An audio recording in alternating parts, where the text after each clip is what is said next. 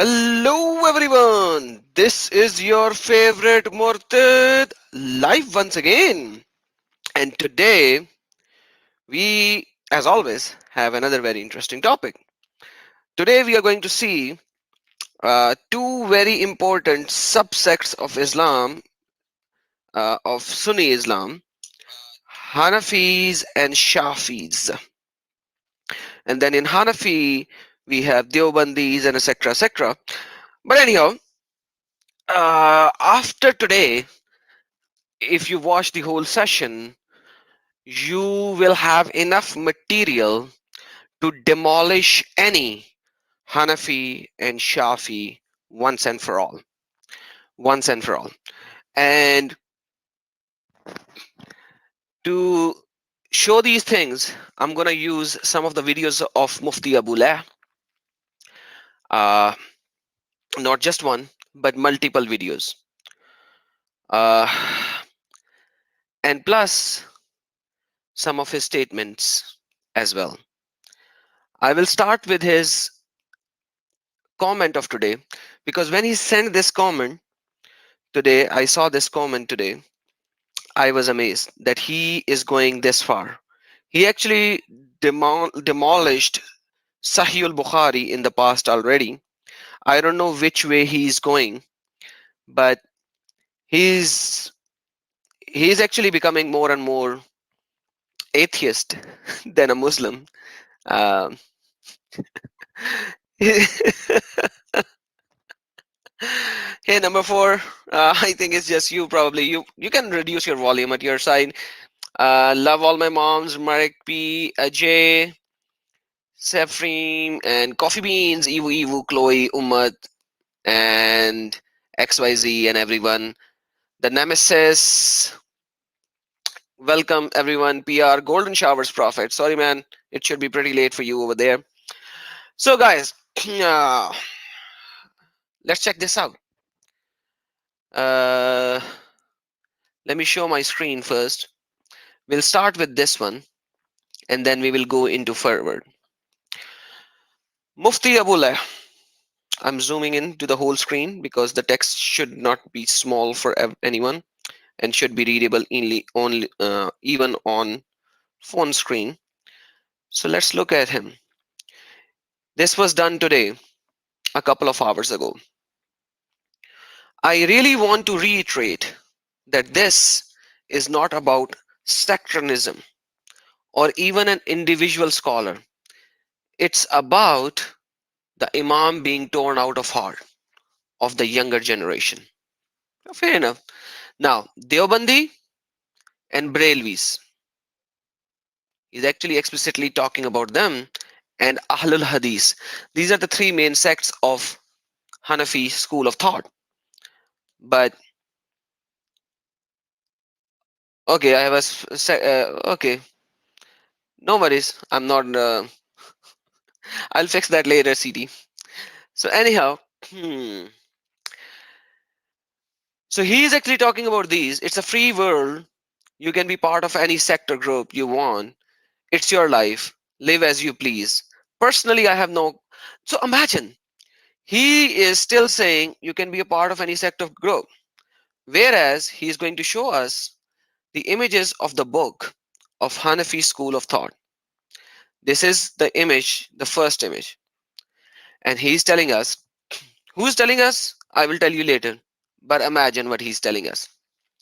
If a man has intercourse with any underaged woman, ghusl means specific bathing will not become farad.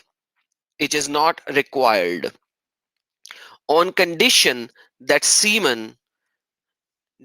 Okay, guys, before I read any further, uh, read the warning, please.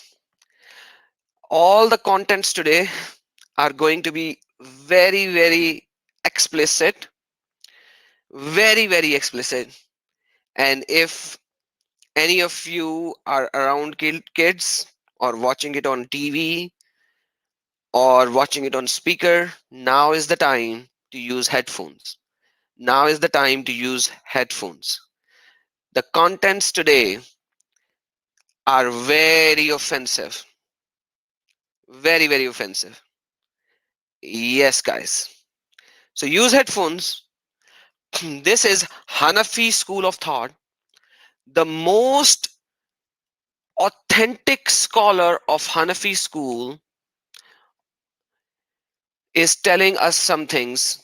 His name is Maulana Ashraf Ali Thanvi, and I'm going to show you everything about him.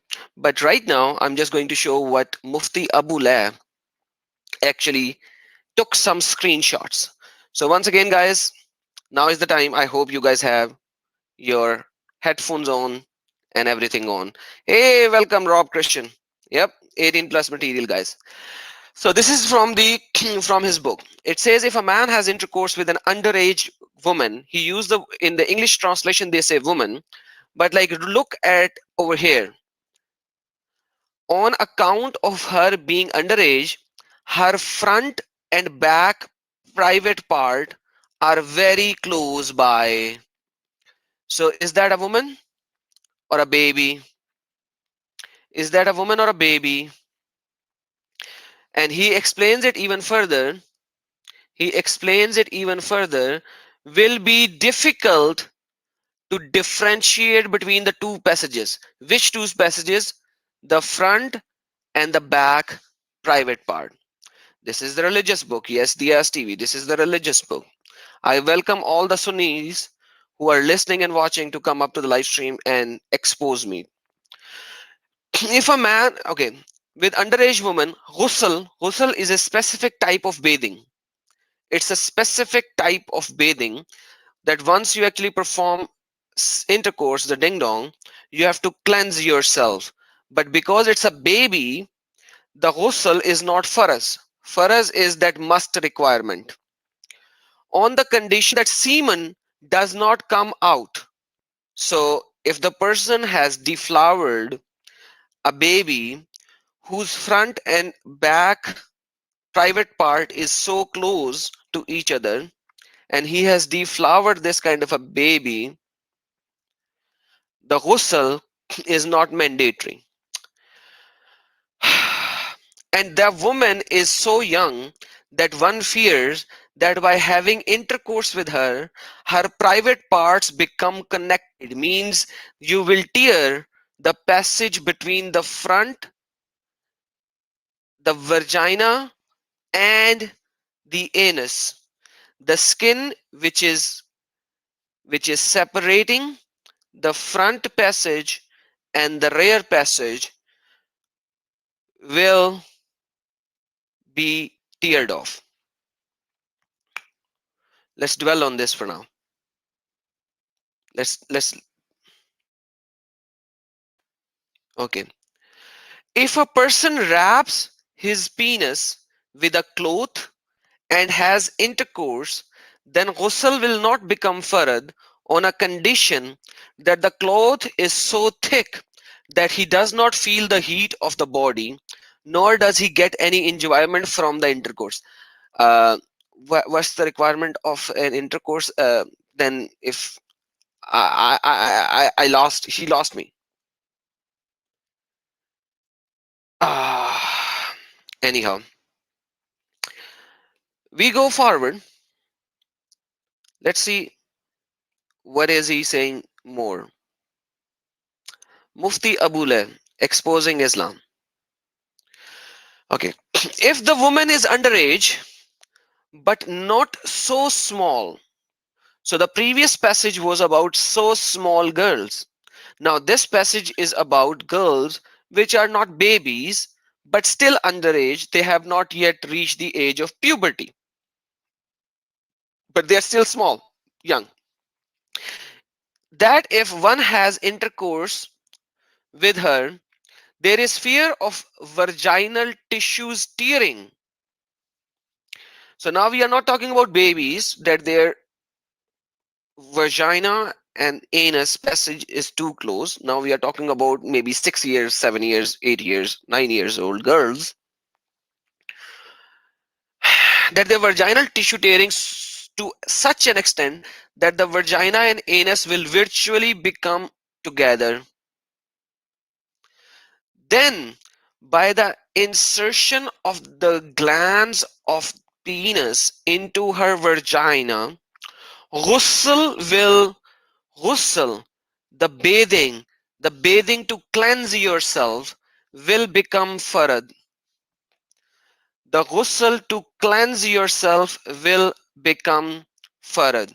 Farad means mandatory. On the man, not on the woman. On the man, not on the woman. If he has reached the age of puberty, he, if the man has reached the age of puberty, so if the man is 18 years, 20 years, 25 years, 53 years, the ghusl is farad on the man, not on the girl, not on the girl, not on the underaged girl. However, however, if there is the affirmationed fear in a very minor girl, so now he's going back to his previous passage, which I just showed earlier, then mere insertion of the penis does not render ghusl obligatory. So basically, farad means duty of obligation. Yes. So yes, Muhammad was a true prophet of God, brother. Yes, Rob Christian. Very true. Very true, brother. Very true, brother. That's what we are seeing. Insertion of the penis does not render ghusl obligatory if man man if a person whose testicles have been cut off insert his penis into the back part of anyone or the vagina of a woman, ghusl will be farad on both of them. Both are mature. Uh, Affirmatively, it will be farad on the one who is mature only, not on the immature. So even if the testicles have been cut off, and hence still you are doing that in the anus part or the vagina part, in the anus part or the vagina part, ghusl will be farad on both.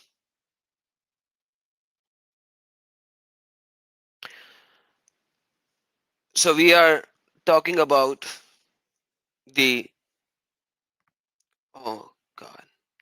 Let's go. Let's read another one. And this is what Mufti Abu Layth shared. This is not what I am sharing right now. So you cannot say, hey, Adam, this is a false book. I'm going to show you the book. Don't worry. Relax. Take a chill pill. Check this page out.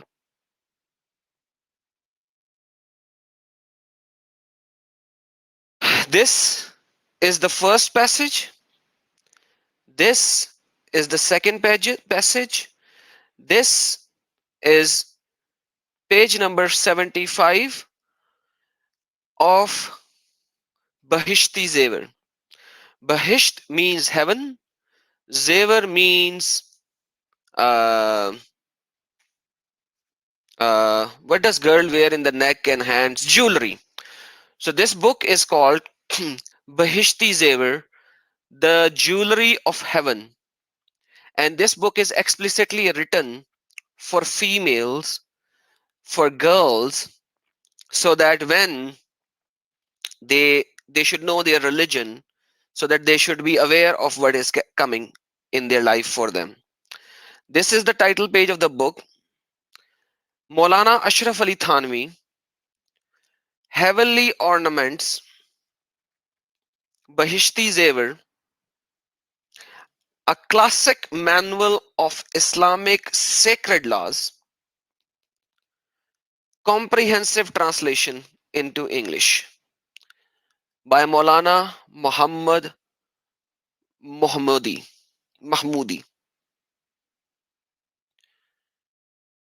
Who doesn't know Astaghfirullah, by the way? Is there a Muslim over here who said Astaghfirullah? Okay. So, who is Maulana Muhammad Ashraf Ali Thanvi?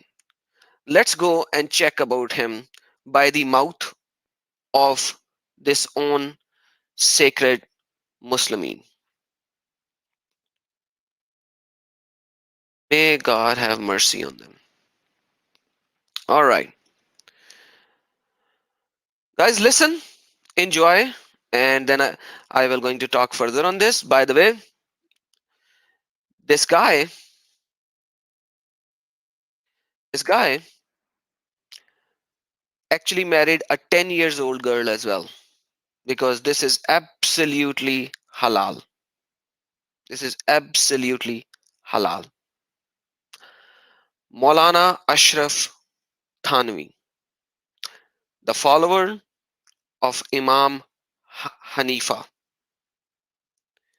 He is such a big scholar that you have no idea. Let me just show you how big of a scholar he is.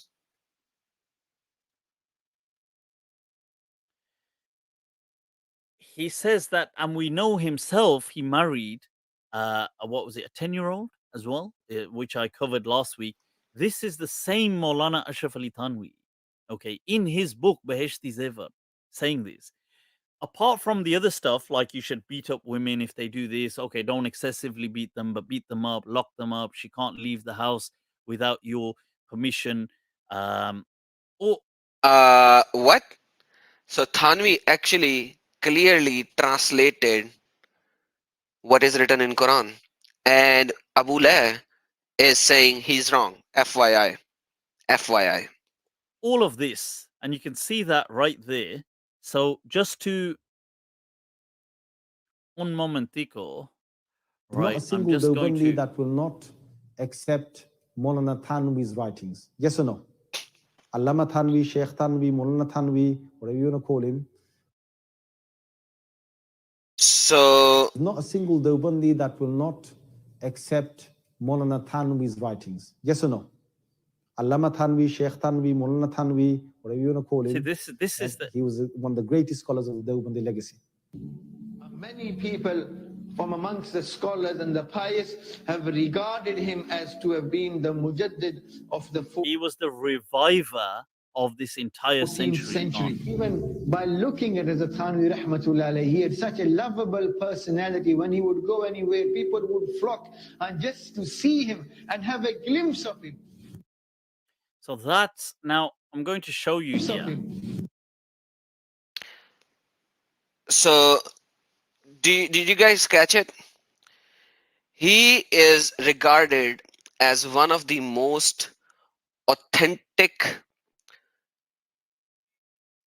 person for the Hanafi school of thought. Who are Deobandis? Like there is something called Deobandis as well, because he used the word Deobandi. So I'm going to explain by the mouth of Mufti Abu Layth who Deobandi is, because if I say something, they will say this kafir don't know anything. He's kafir, etc., etc. So let's look what a Muslim Mufti says about Deobandis before I could say something. There you go, guys. Watch. You know, Not a single Deobandi that will not accept Maulana Thanvi's writings. Yes or no? Allama Thanvi, Sheikh Thanvi, Maulana Thanvi, whatever you want to call him. He was one of the greatest scholars of the Deobandi legacy. this is the problem, people. You know, somebody said a moment ago, somebody asked that why do these, that when I spoke about the Australian Deobandi Imam, why do these people, Maulana Shakib, why do they justify, why do they try to defend underage marriages? It's been so normalized to them.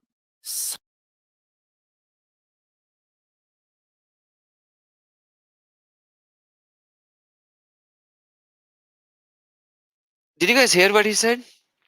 He said why Australian Deobandis are talking about arranged marriages. Check this out again. Defend underage marriages. It's been so normalized to them, so normalized that they think like, well, okay, people don't do it today, but what's the big deal? And it shocks me, honestly, how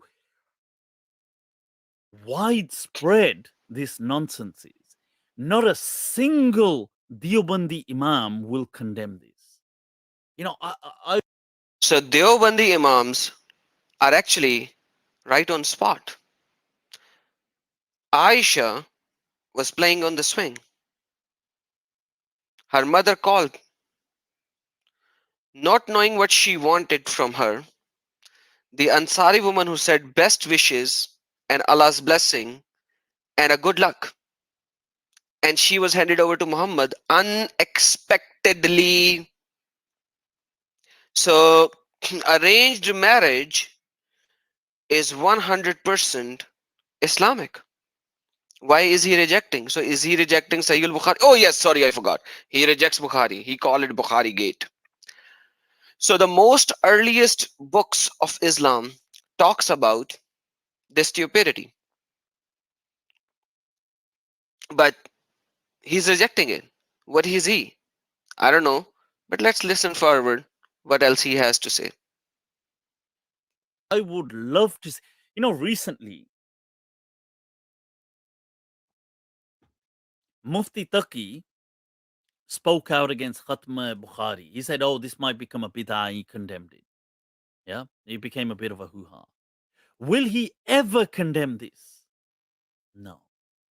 Will any of these Deobandi Shuyukh, Mashayikh, Limbada Saab, these two, Bud, what are they, Sita Gita, any of the, will they ever call out this rape for what it is?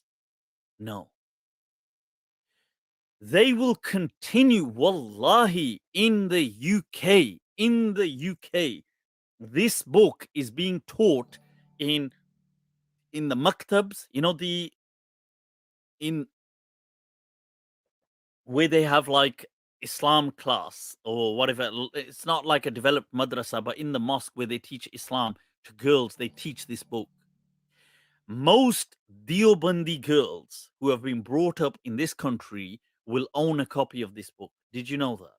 Most of them. There are In the UK, guys, not in Pakistan, not in India, not in Saudi Arabia, in the UK and in Australia, this is the book which is present in every Hanafi mosque. What is Deobandi? He hasn't yet explained it. Let me see. that are when and Deobandis are only a practicing group, so you don't get lay Deobandi like the way you get lay Brilvis, because common Muslims by default are Brilvi. It's only the religious kind that actively choose to be Deobandi. So you by default you're not just going to be Deobandi. So Deobandi are usually a practicing crowd. Did you hear what he said?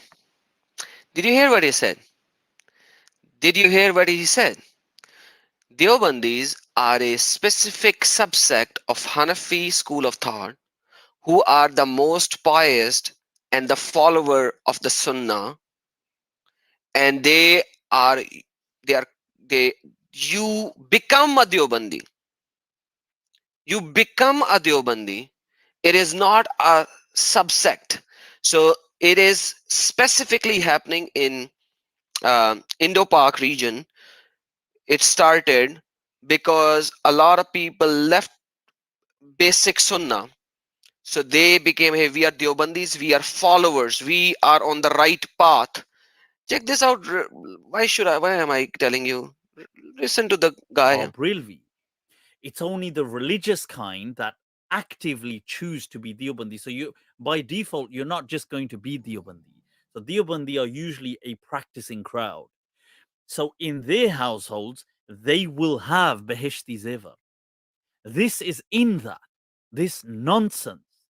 Trying to say, well, you should you should inculcate the habit in this little 10-year-old after you forced yourself on her to take a ritual bath because, ghusl. And even though it's not wajib, but adat dalne ke liye. You should have a habit. This is being taught here in the UK. Well, you see, now you may say, well, in some of these places they don't teach that chapter or paragraph. That is unacceptable. Wallahi, these books need to be burnt. Yes. And so is the rest of them. Because he said that having sex with prepubescent is rape, is child rape. And what is happening? Listen. Okay, is utterly unacceptable. It is a betrayal to Allah and His Messenger that this kind of bullshit can be passed in the name of Islam. Did he use the word bull with shit in the name of Islam, Allah and His Messenger? Sahih Bukhari 6130. What does that makes Muhammad? What does that makes Muhammad? Listen to him even further. Aisha playing with the dolls in the presence of Prophet. Playing with the dolls and similar objects and images is forbidden, but it was allowed for Aisha, as she has not yet reached the age of puberty. Utterly unacceptable. Anybody who is promoting that book, two things. Wallahi. One, okay, they should be educated. Because maybe people don't know. Some people don't know this is. He is talking about the Behishti Zever, the book written by Maulana Thanvi, but I'm just showing you Sahih al-Bukhari. You do 2 plus 2 yourself. In there. They probably don't read it so thoroughly. It's not a big book, but they probably haven't read it all so attentively. So I would say at first they should be educated, okay, made aware and told, highlighted. Maybe this because I don't believe most Deobandis would agree with this, but they're just going to be too chicken shit to be able to call it out for the nonce pedophilic kind of behavior that it is. Okay.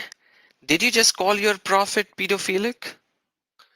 Did you just call your prophet pedophilic? Okay. Mufti Abu Layth. Mufti Abu Layth. Fair enough, buddy. Like literally, I don't need to say anything more. Chicken, shit, pedophilic, because the book is explaining who the person who performs sex with prepubescent girl,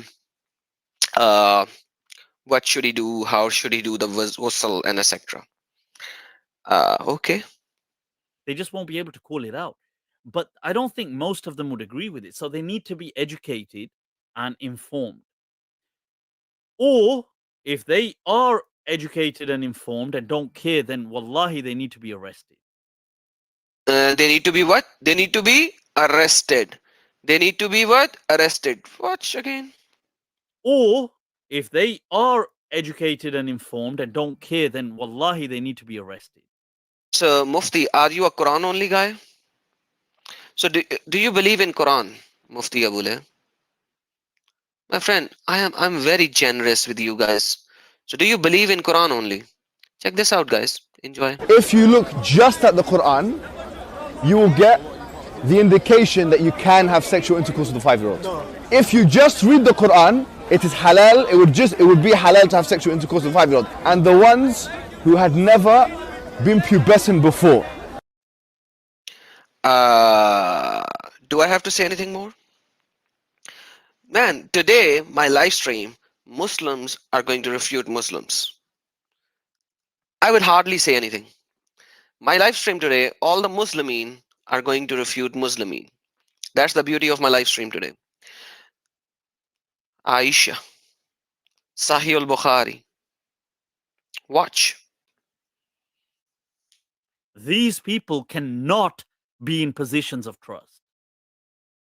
Educating little girls, teaching them this kind of nonsense that this is what little should be done with little girls, make them grow a habit of how to take a ghusl shar'i, a ritual bath after being raped. Wallahi, this, I tell you something. This is the biggest betrayal, the khiyana, the biggest akbaru khiyana to the Prophet sallallahu alaihi wasallam. But Prophet himself did that. He himself did that. And I say this because wallahi, you've got no idea how common this book is. You're gonna think Oh, that, oh, this wallahi, I this is know. going on, this book, nobody's even got this book. You'll be shocked how common this book is. This is commonplace. Beheshti Zevar. And they're gonna say, yeah, but our ulama said, yaar, you don't need to go by Beheshti Zevar. Koi baat nahi, yaar, koi isme chand baatein se likhi hui hain. You don't need to. No, condemn. You have to change that attitude. All right. Uh, I think. Thank you, Mr. Mufti Abu Layth, for giving us such beautiful, beautiful information about uh, the books of Hanafi school of thought. Who is Maulana Ashraf Ali Thanvi? Let me just give you some Wikipedia information a little bit more so that you would know. Maulana Ashraf Ali Thanvi. He is one of the highest regarded Hanafi school of thought scholar who did Tafsir al Quran, who did Tafsir al Hadith. He's an Indian guy, Muslim. At that time, India and Pakistan was the same. They were not two countries. Um, um, because obviously Islam invaded Indo-Pak, India, and conquered it. That's how Islam came over there. He is he's a Shah, so basically he's from the Arab descent as well. Movement is Deobandi. There's a location over there. So a very very ritualistic uh, jurisdiction, and Deobandis are basically belongs from Hanafi school of thought. Like I said, they are the most pious Hanafi school of thought. Okay, this is Maulana Ashraf Ali Thanvi, who married a 10 years old girl as well. If you look at Hanafi school of thought, Hanafi school of thought is one of the major four school of thoughts, one of the four major school of thought of Sunni Islam as well. Hanafi, Shafi, Hanbali, and Maliki. These are the four major school of thoughts. He's not some ABCD guy. He is called the wealth of knowledge. He's called the wealth of knowledge. He is regarded as the most authentic scholar. London, Pakistan, India, Australia, wherever you have Hanafis, their um, belief system does not uh, end without this his book and his teaching, because he has taken all the information and compiled it into a book form. This is Maulana Ashraf Ali Thanvi. This information is good, right? Let me give you some more information, guys. Whoever came in now, please read the warning. I'm going to show you something more. Please read the warning, guys. Please read the warning. Please read the warning. Very important. Important warning for today, guys. Make sure and use your headphones. Use your headphones.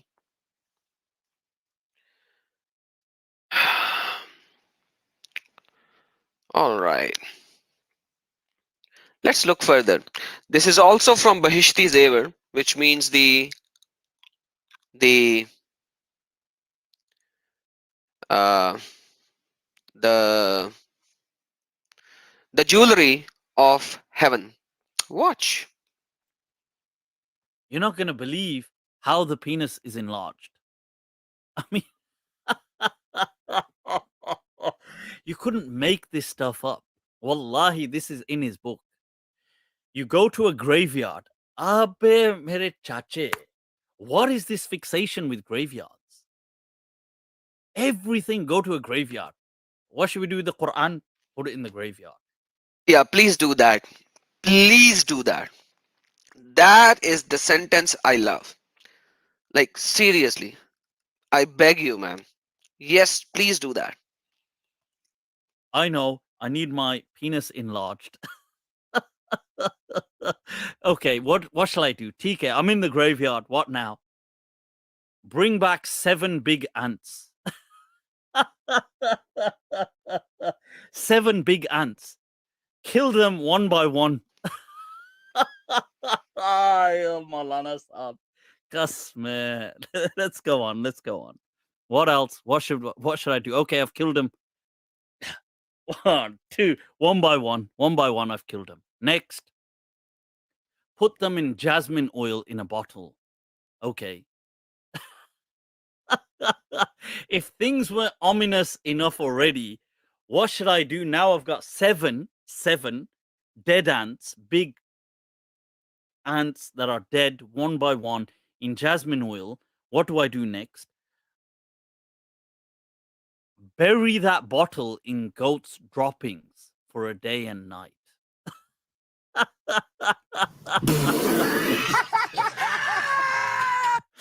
Okay, wait there, wait there, wait there. Then what? Next day, take it out.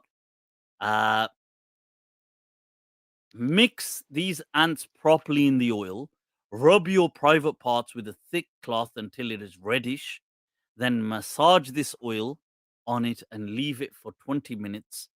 And inshallah, your I mean,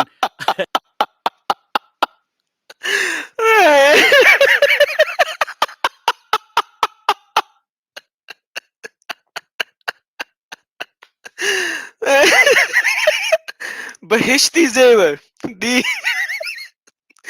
the jewelry of heaven. Just like you will have never limping penis in heaven, and you want a penis in this world which is also not limping. Do this, do this, do this. Man, this is and this guy is in UK. He is a Brit, born Pakistani, from a Pakistani origin, so-called Mufti. He have studied, he has done PhD, and he is denouncing his own fiqh. But no, he is not Hanafi. That's why he's doing that. So what is he? He's Salafi or he's Maliki or he's Salafi. I think he's Salafi. मेरा ख्याल है he's Salafi. Let's look at what Salafi thinks about this and what Salafis say about this. Mr. Hazrat Maulana Mufti Abu Layth. Why should I expose you? Let me use your own Islamic people to expose you. Let me use your own Islamic people to expose you. Shias hate Sunnis. Sunnis hate Shias. Shias hate Sunnis because Muhammad's after Muhammad, the Khilafat should go to Hazrat Ali. Whereas Sunnis says no, it should be consensus, and that is why Abu Bakr was made Khalif. But Abu Bakr was made Khalif because he gave his daughter, a young pre-pubescent daughter, to Muhammad. But once again, that's not my topic today. Let's look how Shia exposes moralities of Salafis, Salafis, Salafi, all right? Hanafi, Shafi, Hanbali, Maliki. We are gonna do it today a lot.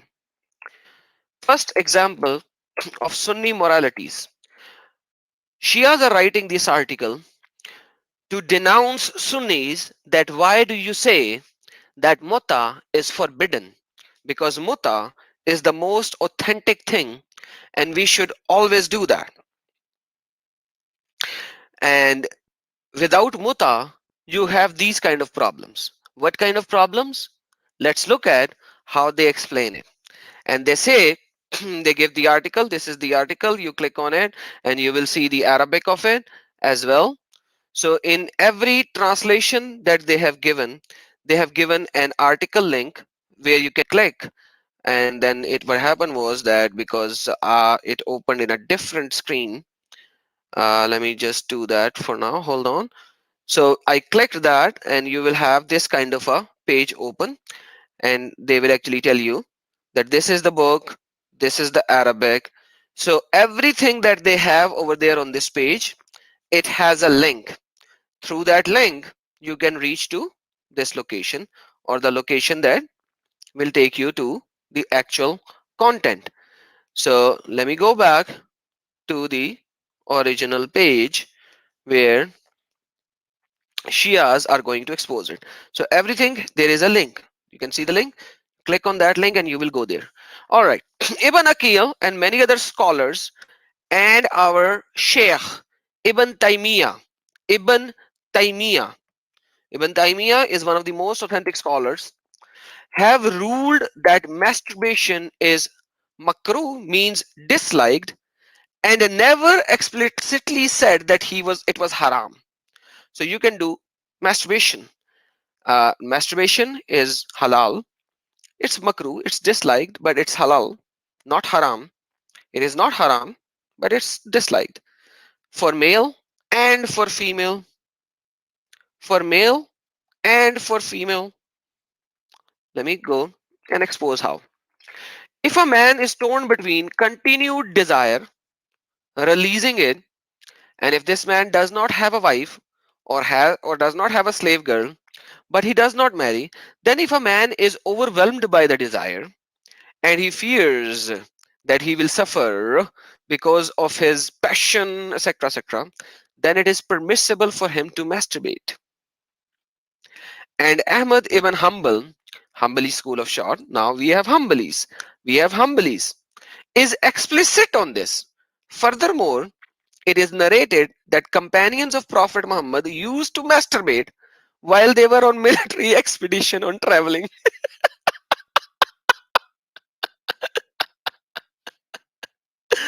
Talia, Talia.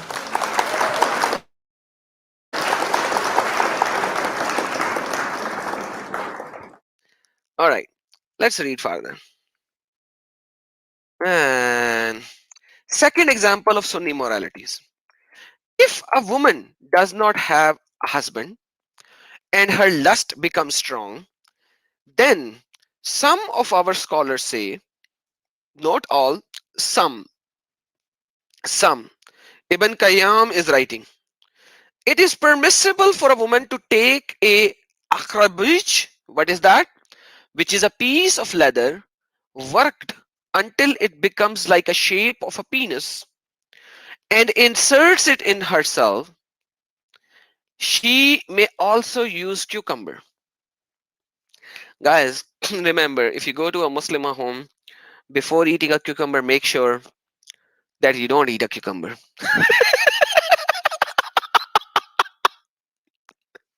Just make sure you don't eat a cucumber.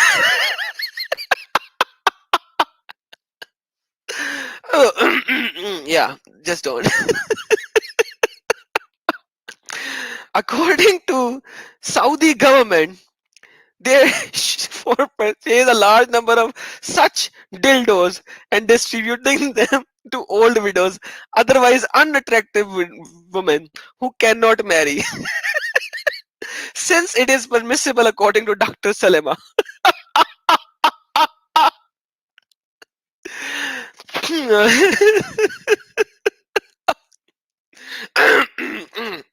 Okay, now this is Hanbalis and Shafis. Now let's go forward. Third example of Sunni morality. If a man makes a hole in a watermelon, Ibn Qayyim is also saying that, or a piece of dough, which you can use to make bread, piece of dough before you made a bread of it, uh, or a leather skin, or a status, and has sex with it. What? You have sex with watermelon?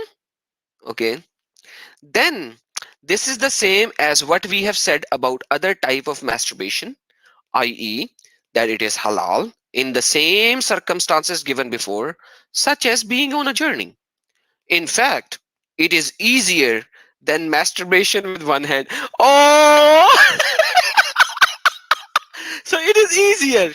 So basically, Ibn Qayyim is saying that he has experienced it instead of using hand, using a watermelon or a piece of dough.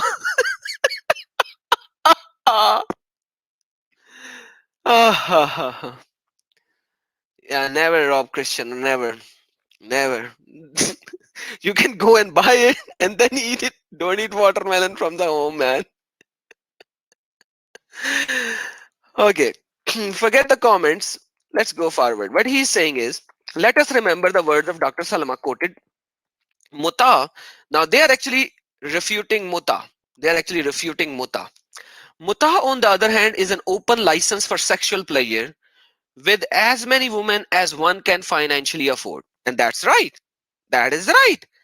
Muta is a license for sexual pleasure. He's right. The women who engage in muta are hired women. Yes, they are called rented women. Yes. Thus, it can be performed with all women irrespective of their age, character, conduct, or religion. Not exactly, they have to be Muslima, but fair enough. It requires no witness, nor there are any obligation on the man's part to provide food and shelter to that woman. Fair enough, that is true because after the effing, that woman is done. The time period is done, it's gone. So now these Shias are asking the Sunnis some questions. These questions are very important and I want to read these questions out loud.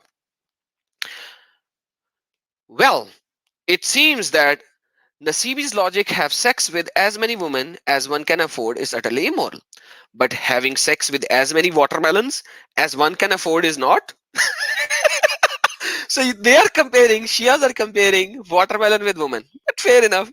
I can't do that, but like I like those comments so much that I want to read that. Based on this, let us ask him some questions about ihkam. Ihkam means order. To have sex with watermelons. Are there any conditions as to age of watermelon? For example, is it allowed to perform a marriage with the intent to divorce with a newly grown watermelon? Or must wait until the watermelon is 9 years of age?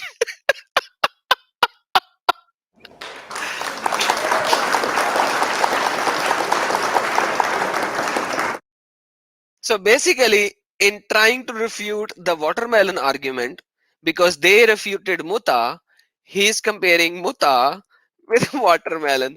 Okay, let's read the next one. Must it be pious watermelon?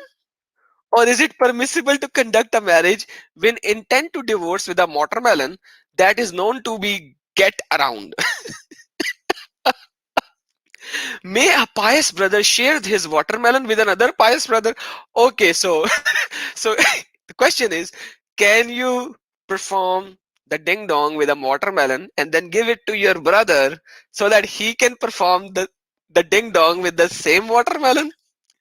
Or would the second man marriage with the intent to divorce consist as sex act of fornication until the watermelon observes proper idda? Idda is a 3 months waiting period once you divorce a woman. Man, I love Shias now. I'm gonna recite the Shahada of Shiaism now. It's so good. Are witness required in marriage the intent to divorce a watermelon? May other watermelon serve as witness in the marriage? Since according to Sunni fiqh, all marriage requires witness.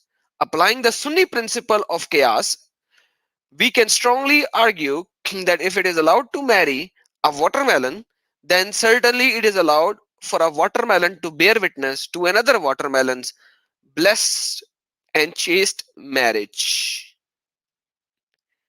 And the last question is, what about oranges?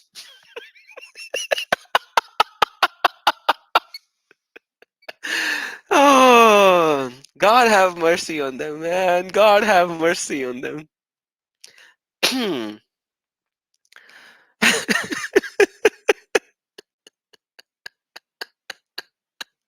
So just to denounce muta, so just to say that muta is the right thing, they are destroying watermelon sex.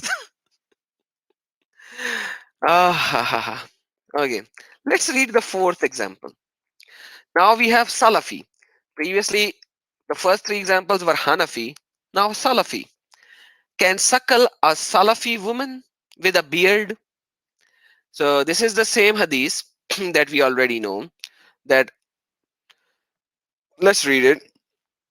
Aisha reported that Saleh bint Suhail came to Allah Apostle and said, Messenger of Allah, Salim, the free slave, is living with us in our house, and he has attained puberty, as man attained it, and has acquired knowledge, as man acquired.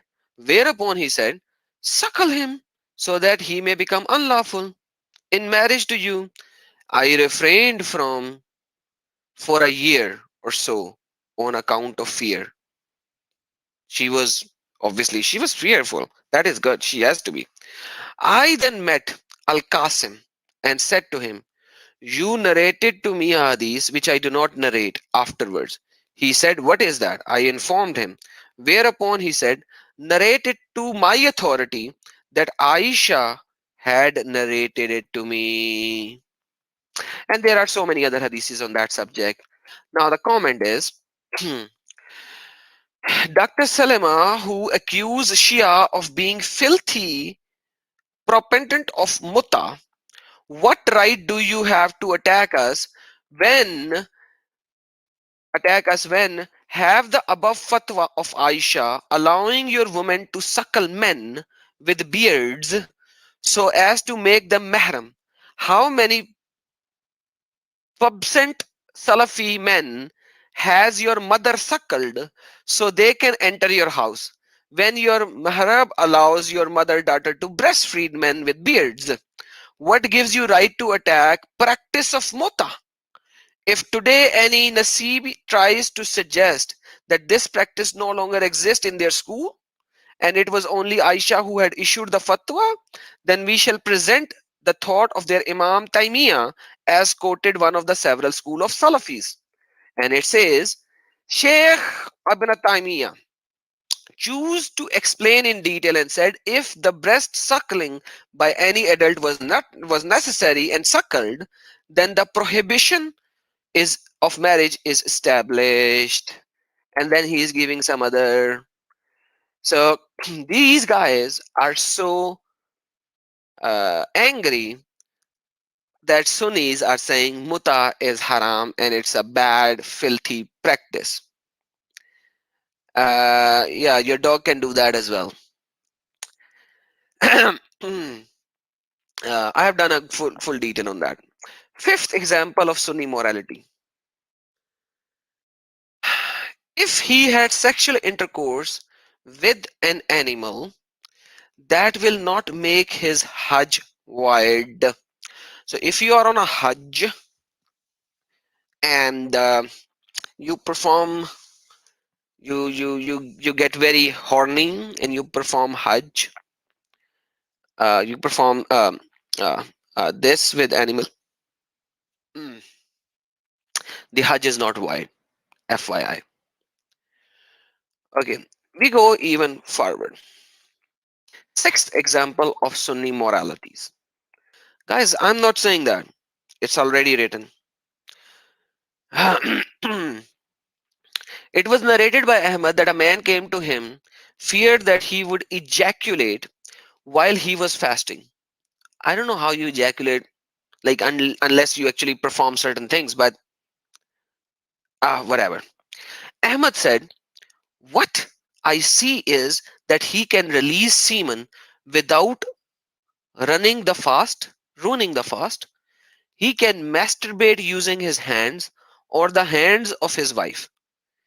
If he has an amma, whether be it a girl or a little child, she can masturbate for him using her hands. And if she was a non believer, he can sleep with her without releasing his semen. If he release it in her, it becomes impermissible because he is fasting. Because he is fasting. But if the little girl uses her hand or a little child uses his hand to masturbate for him because he is fasting, then it is okay. The fast will not be broken. And but yeah, yeah, yeah, yeah, yes, yes, yes, exactly. Yep. Uh, that's the question you should ask them, buddy. Them fasting. Yeah. And this information is here. The link is provided already, the Arabic link. And then we go to page number 820. Sex with animals, dead people, and masturbation does not invalidate one's fast, provided ejaculation does not occur. So if ejaculation has occurred while you are having sex with animals, dead people, then your fast is broken. Because if you ejaculate, then the fast is broken, otherwise it is not. This is Shias exposing Sunni Islam. This is Shia exposing Sunni Islam because Sunni said muta is a bad, filthy practice. Let's read forward. Seventh example of Sunni morality. The permissibility of praying behind a drunk person. Whatever, forget that. Not good. Okay. Permissibility to pay a woman for sex without the fear of Islamic punishment. We read in this, if a man informs a woman that he is paying her for sex, then he cannot be subject to any manner of Islamic penalty. Okay. Darul Makhtur, volume number 2, page number 474. And this is the link. You can read it. During the pre-Islamic period of ignorance, I saw a she monkey surrounded by a number of monkeys. They were all stoning it because it has committed illegal sexual intercourse. I too stoned it along with them because the monkey did not pay the she monkey. Yeah. Ninth example of Sunni molarity. Of things which are haram for you, which is no Islamic penalty, these includes marrying your wife's sister or her mother or a woman who is already married. Oh man. So 10th example is all of these. Forget that. I'm gonna skip these examples. Deobandi death ritual. So Deobandi's death ritual is very, very important as well. Read this. On an occasion, I had opportunity to see a dead body, and I said he is not dead but alive. People asked, "How do you know?" I replied, "When a man dies, his anus goes cold." And I have made this comment in the light of this fact. Verily he is alive. Upon saying this, all of those present placed their fingers in the body's anus and concluded he is not dead but alive. Uh, uh,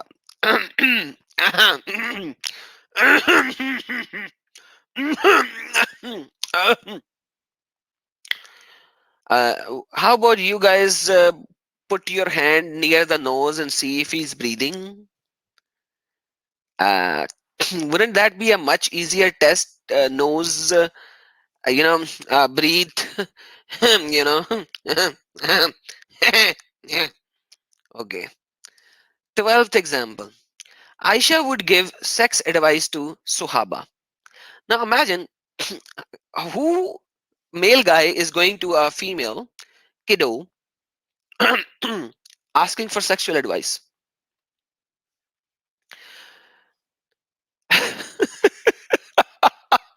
This is Sahih al-Muslim, book number 3, hadith number 684.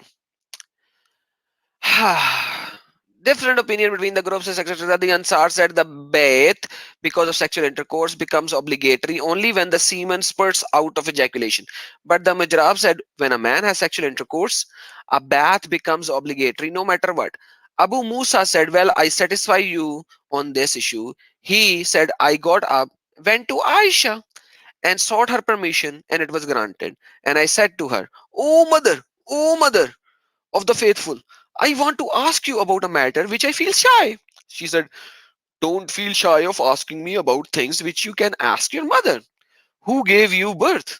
For I am too your mother. Upon this, I said, what makes a bath obligatory for a person? She replied, you have to come across one well informed.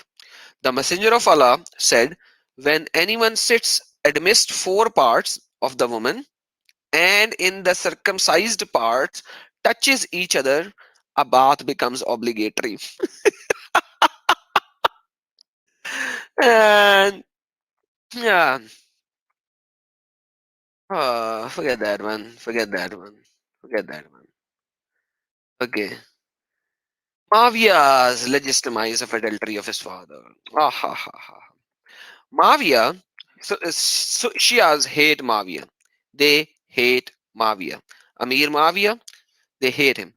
Declaring that Zaid was his brother was the first act that was open contradiction to the laws of Sharia, because Rasulullah said that the legitimate child is the one born from wedlock. This is another problem I've shown you, that if you have not married somebody and have sex, means the child of your sexual lust without marriage, you can even marry that girl if she is a girl and she grows up a little. So that's also Sharia. Muawiyah declaring Zaid to be son of Abu Sufyan was the first act that he contracted order of Rasulullah. But that's, forget that part. For now, I have shown that in the past as well. 15th example of morality Rasulullah. Read. ah, Narrated by Aisha, Sahih al-Bukhari, Hadith, Volume 1, Book number 6, Hadith 295. The Prophet used to lean on my lap and recite Quran while I was in menses. Ah, ha, ha, ha, ha.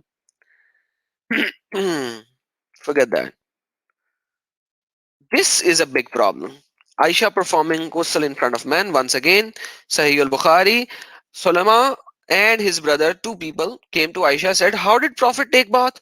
Aisha took the pot containing saw of water and she started taking a bath, and at that time there was just a small piece of curtain or cloth between them.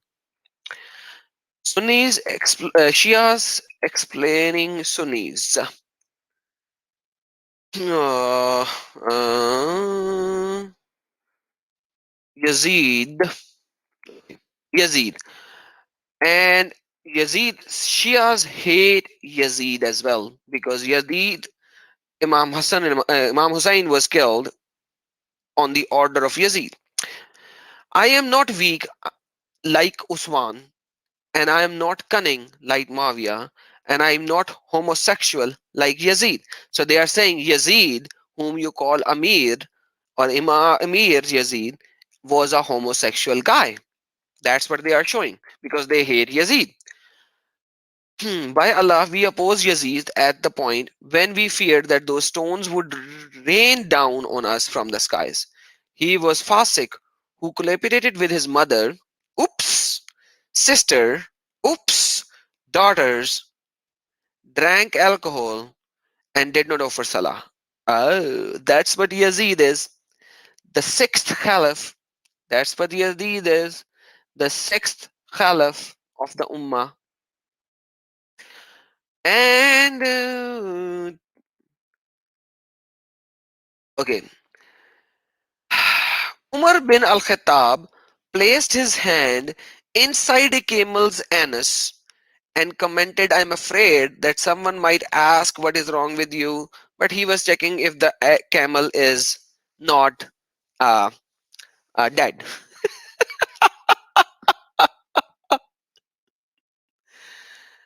Man. So anyhow, like I said today, instead of me uh, saying something, these people will going to say everything. These people will going to say everything. This explains why sultans had imperial harem and followed these ritual to the yes. Sultans had so many harems with so many women that they enjoy, and they use those women from the Jews and the Christians and the Gentiles, everyone.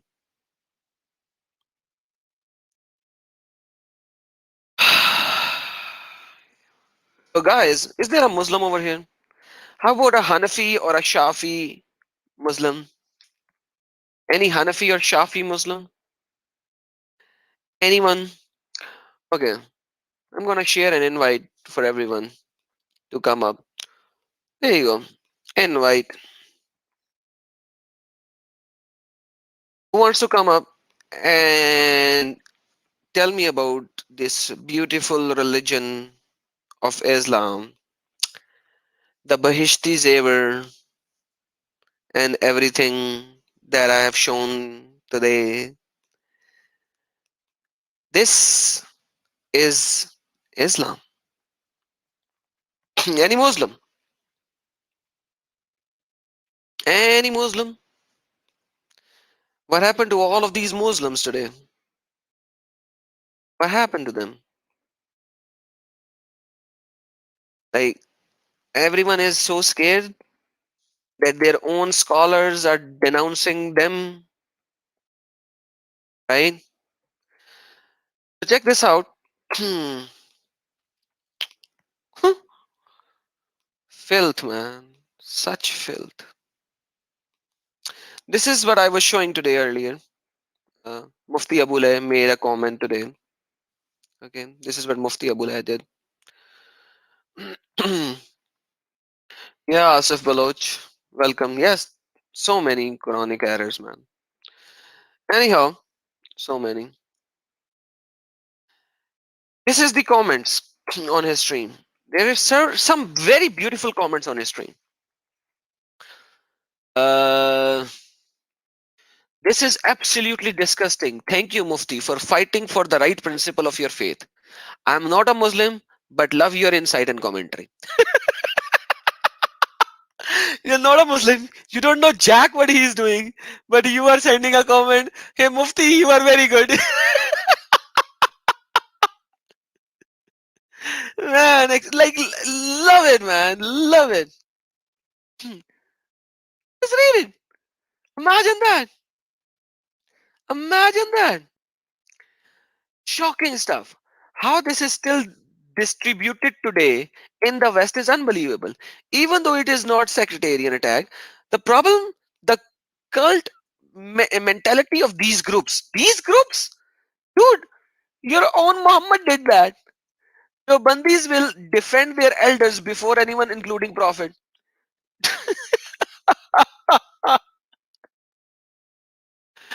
Oh man. I am a non-Muslim, but in my reading of Islam, becoming extremely difficult to separate the religion from its cultural manifestation. Is it even possible? If so, where does one begin? Hey, Mister, whatever your name is, read what is in Quran and read what is in the Sahih Hadiths, the Kitabu Sitta, and you will see everything that Mufti is trying to denounce is already there. It's already there. It's already there. Yeah, come on, man. There you go. If you look just at the Quran, you will get the indication that you can have sexual intercourse with a 5-year-old. If you just read the Quran, it is halal. It would be halal to have sexual intercourse with a 5-year-old. And the ones who had never been pubescent before. Yep. Yep.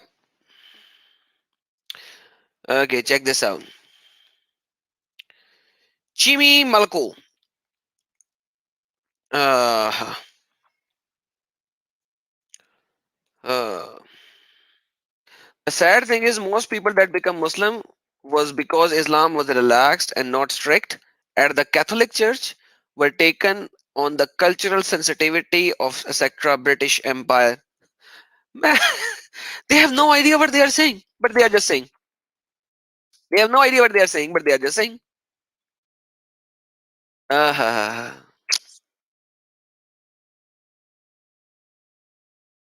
and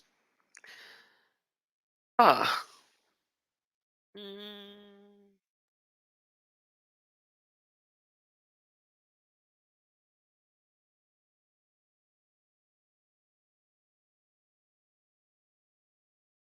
yeah, that's a good one.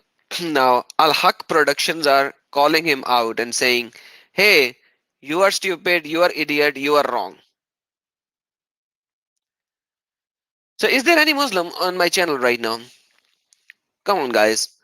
There are so many people and not a single Muslim. How is it possible? Ah, that's a good one. Is Allah hopeless and helpless and no power at all? Good one. Brain Baker. That's a good comment. I like that one. But there is another comment. I can't find it. Uh, left. This one. Chip. Mufti. I can testify to this. I studied in madrasa and I left Islam. You brought me back. May Allah reward you. So, but somehow this Mufti brought him to his back to Islam. Hey, Chip. Your Mufti is a lying son of a devil. Come and I'll show you what reality is. FYI. Anyhow, guys, Mufti Abu Layth is one of those guys who actually denounces Sahih al-Bukhari as well. He made a video about Sahih al-Bukhari. He called him Bukhari Gate.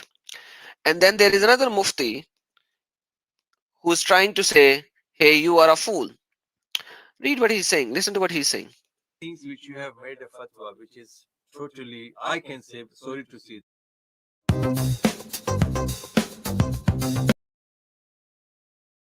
Sorry about that. The ad started. it's all rubbish. You have only given the fatwa from one side. You have not quoted the opinions, other opinions, and you have not officially and academically refuted them. So that's those fatwas of yours and understanding has got no base to that. And you were exposed properly. And that's why some of the scholars did say that make another religion, La ilaha illallah, Abu Layth Rasulullah, La ilaha illallah, Islam of Abu Layth. Yeah, that's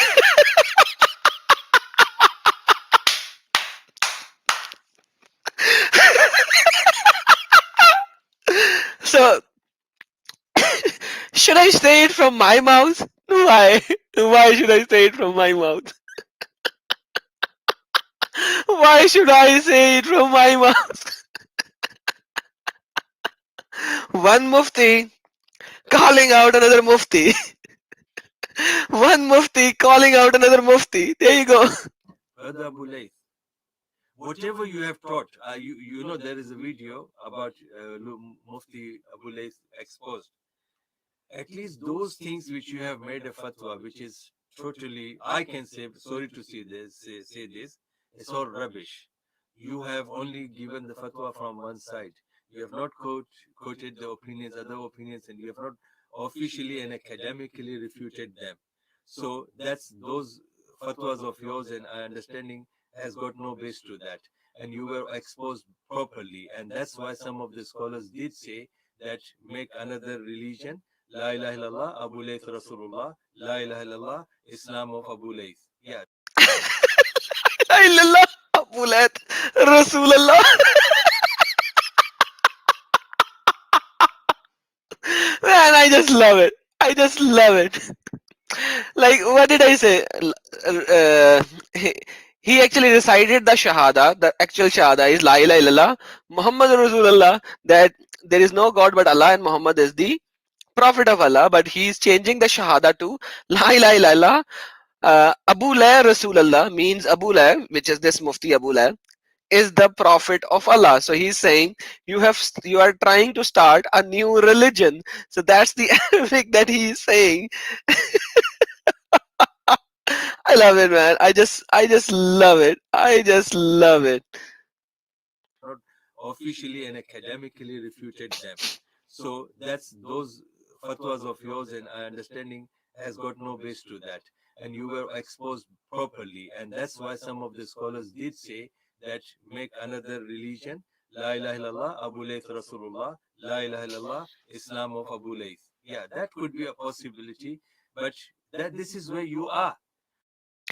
Thank you, thank you, thank you, thank you, brother, for explaining that this Abu Lahab is trying to create a new religion of Islam, which has nothing to do with Islam.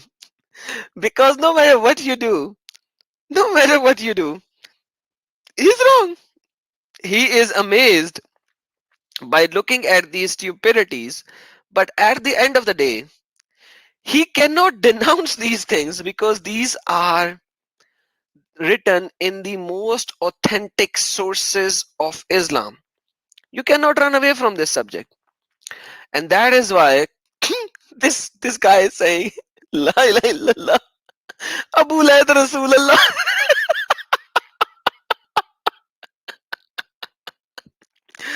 Man.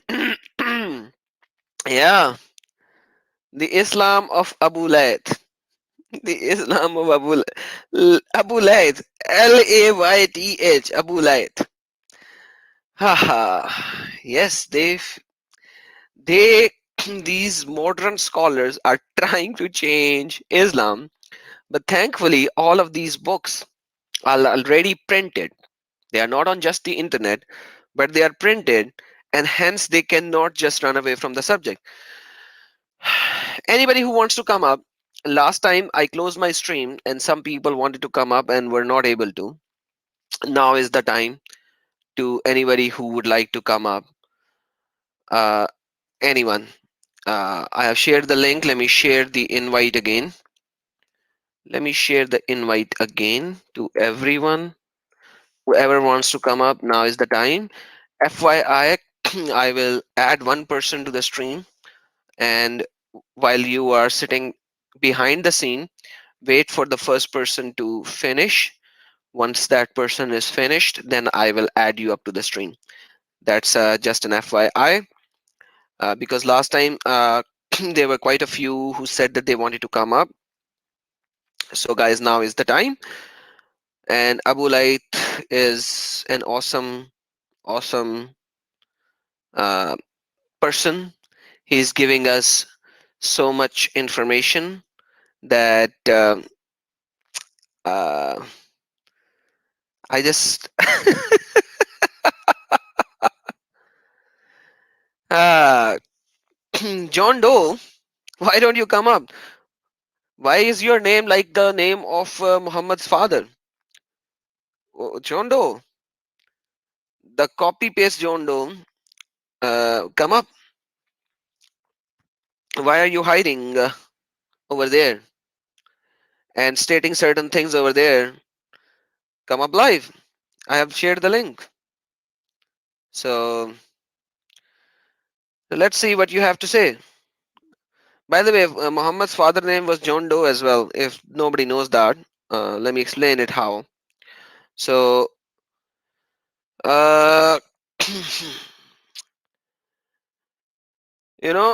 when somebody dies and he doesn't have a wallet in his pocket or anything, that person's name is written as John Doe, right?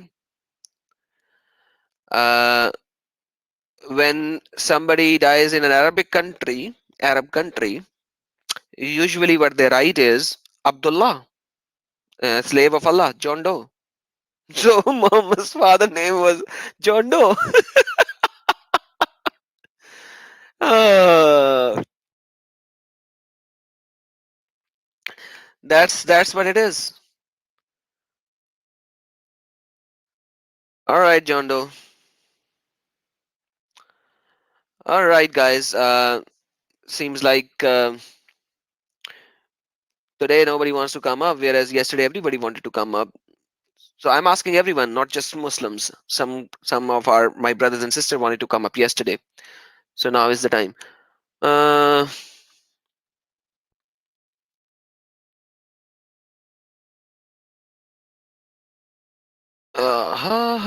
he's destroying Islam from inside. Yep, that's what he is doing. That is exactly what he is doing. Uh-huh.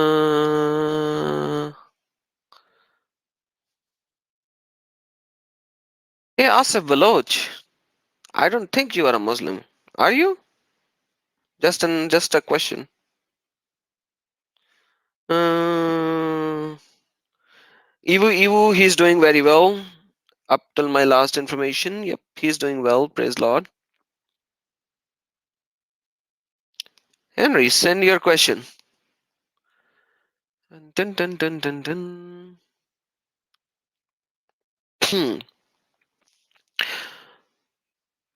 So today, all the Muslims were so quiet. Like this is the time when we have a lot of Muslims. Hey, Forrest, how are you? I'm fine. How are you, Adam? Long time no see. Yeah, long time, long time. How are you? How are you? How's it? How's everything? I'm everything is okay. Yeah, I'm fine. I'm fine. I had a family member who had um corona. I'm fine. Oh, I'm I was sorry. trying to uh, I was taking care of my family who had coronavirus, and so we were quarantined.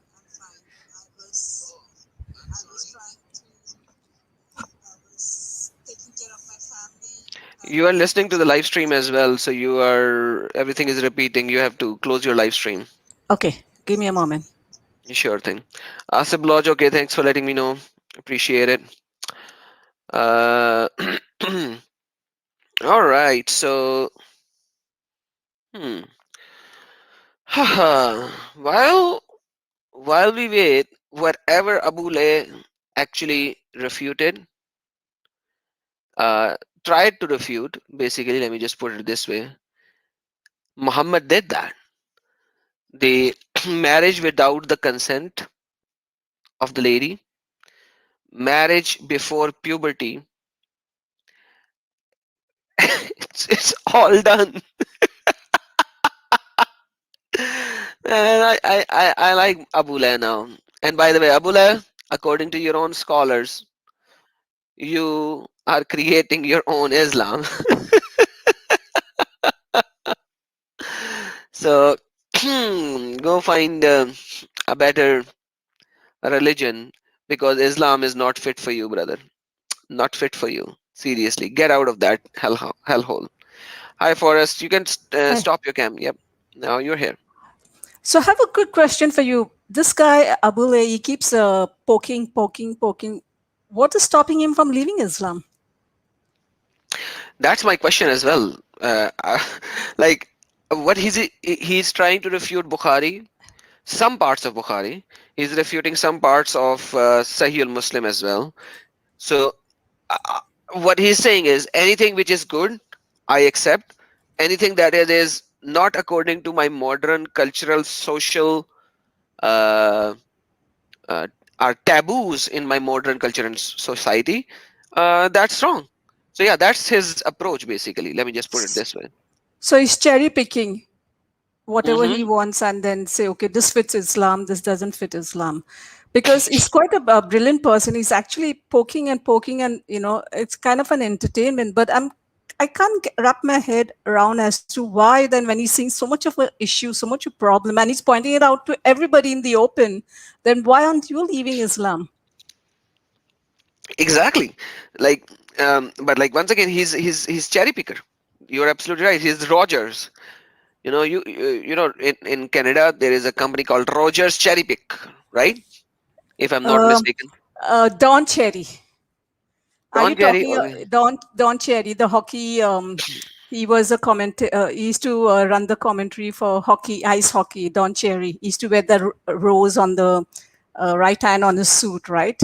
That's the one you're You talking about, Don Cherry. He had a beard. Not exactly, but fair enough. I just know Rogers cherry picking or something like that. So probably I'm wrong, but yeah, that's who he is in reality. So let me just. There is another very interesting video of his. Um, Yeah, because he also criticized what's his name, the guy who talks about the holes in the narrative, Yasser Qadi, and all of this thing. Even when Yasser Qadi talked, I think you showed that video about Allah's sperm, the sperm that you talked about. He keeps criticizing, but in a way, Yasser Qadi is right. So I'm not sure why is he poking fun at Yasser Qadi when he's talking the right thing about Allah's sperm, and he's going, "Oh, strong, strong." But he was right. So why you so upset about something what he saw when he's telling the truth? uh, so you are saying that, okay, let me tell you something. Okay, now this brings to another topic. You you saw his video about holes in the narrative of Yasser Qadi. He's Mhm. denouncing Yasser Qadi, right? Yes. Okay. Hold on. Give me a sec. Let me find his video. I have done another video of Abu Layth where man, Abu Layth is awesome. No, because you remember, I think you did a video about shower of Siemens of Allah, right? Yep, Because yep, Yasser Qadi yep. spoke about that, and Yasser Qadi was right when he talked about that. So he got angry about it. Every time Yasser Qadi says something, he gets mad about it. But when he says something that is part of the Quran, but he's making fun of it, then no, everybody has to accept what he says. I mean, that's not right. He keeps cherry picking. That's what Islam is, in essence. That's like, quite frankly, I've seen in the past that no matter what you do, if you don't cherry pick, you will actually have to leave Islam. Yeah, but I find it If you strange for him to criticize Yasser Qadi when Yasser Qadi sometimes is talking sometimes truth about the Quran. He is talking truth. So why is he getting mad at Yasser Qadi when Yasser Qadi check this spoke out, about the sperm shower, when you did that thing about sperms of Allah, whatever, Yasser Qadi said the truth. Isn't that right? yes, and he's refuting him. But check this out. You talked about the holes in the narrative. Yes. He is right now trying to defend and say that in this. Oh, sorry, wrong video. Hold on, wrong video. So he is actually giving more holes in the narrative. So Yasser Qadi said something, yes, but what he is saying is more problematic. Let me show this video first, and once this is done, I'm going to explain it because some people would not know what he's saying. So check this out, guys. Mass transmitted hadith, right, it falls under consensus of the scholars that this hadith is mass transmitted, then those hadiths are beyond questionable, like the qira'at of the Quran. The qira'at of the Quran, which are mutawatir, are 10 qira'at. Do you believe in the hadith? Do you believe in the mutawatir? Right. Do you believe the qira'at of mutawatir? Listen, do you believe the qira'at of mutawatir? I'll ask you first. About mutawatir. Do you believe the qira'at of mutawatir? Okay. Watch how he does this. Right. Okay. First of all, anyone who's unable to understand the technical aspect, is the Quran, no, I'm not, because the Quran was never established in the same way Hadith was established. The Qira'at from men, right? But the Quran was never established. The Qira'at were from men, transmitted by men, transmitted by men. Exactly. But it was never documented it was never used the same. But do you believe in the 10 Qira'at as mutawatir? Yes or no? This is a technical term. Because what is the point of this question? Because then it shows your method. Okay. Epistemology is totally because flawed. People probably don't understand this, right? Basically, Mufti has a flawed methodology in understanding Islam. This is why that kind of really escalated. This is why he's it went from mutawatir to Islam. This is what, of course, this is Who was the guy? mass transmitted hadith. Are 10 qira'at. Do you believe in the hadith? Do you believe in the mutawatir? Right. Do you believe the qira'at of mutawatir? Listen, do you believe the qira'at of mutawatir? I'll ask you first about mutawatir. So they are fighting with each other that qira'as are matawatirs. Matawatirs are that they are recited in a tawatur. Okay, so and so that they cannot be changed. And Mufti Abu Layth is saying that there is no documented proof that the qira'as of the Quran is in mutawatirs. And the other guy is fighting and saying, you are stupid. And he's saying, I have read all the books. And I'm telling you, hadiths have matawatirs, they have chain of narrations, they have everything. But when it comes to kiras of Quran, we do not have anything which could define how this kira, which was written in the 9th century, which was written in the 12th century, which was written in the 10th century, which was written in the 11th century, that what are the chain of narrator, what are the matawatirs, how did it reach us? He's saying there is no authority on that subject. So he's fighting on that, because the other Muslim, he wants to show that Quran is perfectly preserved. So he's saying, you don't believe in mutawatirs, you don't believe in mutawatirs, you don't believe. He's saying, dude, that's not my point. My point is, I do not have the evidence to show that. Do you have the evidence? And they are fighting. So when you study these subjects in details, you will see the holes in the narrative. Yasir Qadhi just used this comment, this sentence.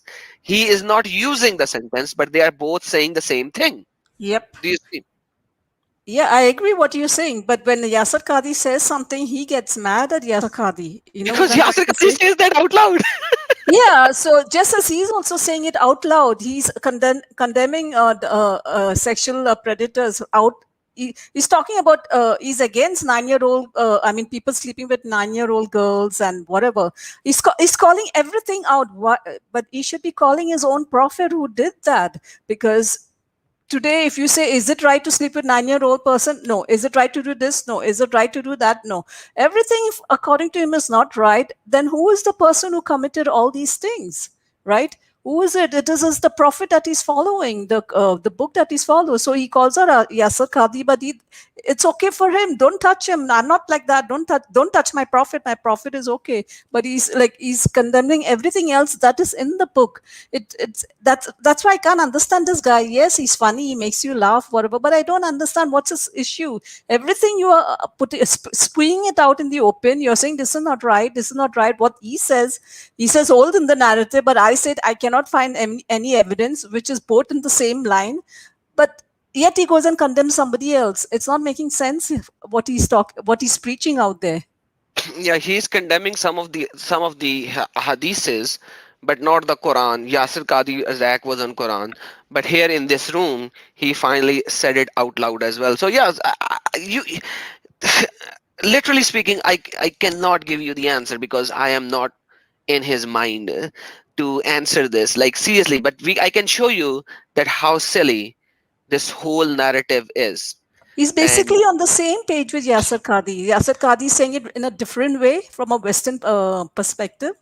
And he's saying the same thing, but he's just, in a different way. He's saying, but they're both on the same page. They're both making fun of the book. Mm-hmm.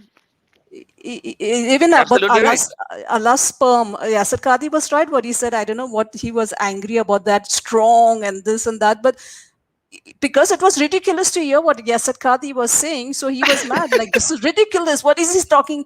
But yes, you're absolutely right. It's ridiculous what he said. I mean, it's not what he said. It's in your book, and that's why Yasir Qadhi. And I've shown. Yeah, and I've shown it's everywhere. It's written everywhere. It's written in Sahihans, which means the authentic narrations. It is written in Ibn Kathir. It is written in Tirmidhi, Samarkandi. Like, it's everywhere. So yeah, that's what it is. I'm adding you, Henry Strolled. I think he wants to come up as well. Hey, Can you also maybe not tomorrow? I don't. Whenever you are free, can you do a session about the Colorado shooter? Because I personally think it was a terrorist attack. He's from Syria. It could be, but right now there is not enough information, so I have to run by assumptions, and that will be daif. No, you're not going to get information from the media because they're going to lie to you. But this guy went and killed almost 10 people. You can tell. I mean, you can tell that he was from Syria. He went out killing people because he'll use any other excuses. But come on, he's a Muslim, right? Why are you going and killing people for what? as a Muslim. I mean, if you are a Muslim, the only reason that you would go and kill is because of the book, not for any other reason. Well, there can be so many reasons. So let me say that out loud for everyone. I do not like Islam for sure. You know that. I criticize Islam, and I Liar. don't. Yes. Hold on, Henry. Let me answer that first. I criticize Islam. I am an ex-Muslim. I do not like. I hate the teaching of Islam. I will go even to say that. But the same thing is when an atheist kills, it can be a mental issue. It can be anything else. It can be hate. It can be him boiling out to an extreme. Same is the case when a Muslim does that. It does not always means that it is due to the association with the ISIS. I have seen that 90% of times it is, but yes, there are 10% times when you do not see any association. So unless that things comes out by the right kind of investigation, it's not right for me to comment on that part. That's why I have not done that. So it can be some mental disorder, it can be that, and hence that's the reason, that's the only reason. Otherwise, I'm always up to exposing these cultish things, but right now I don't have enough information on that, and that's why I Okay. said that.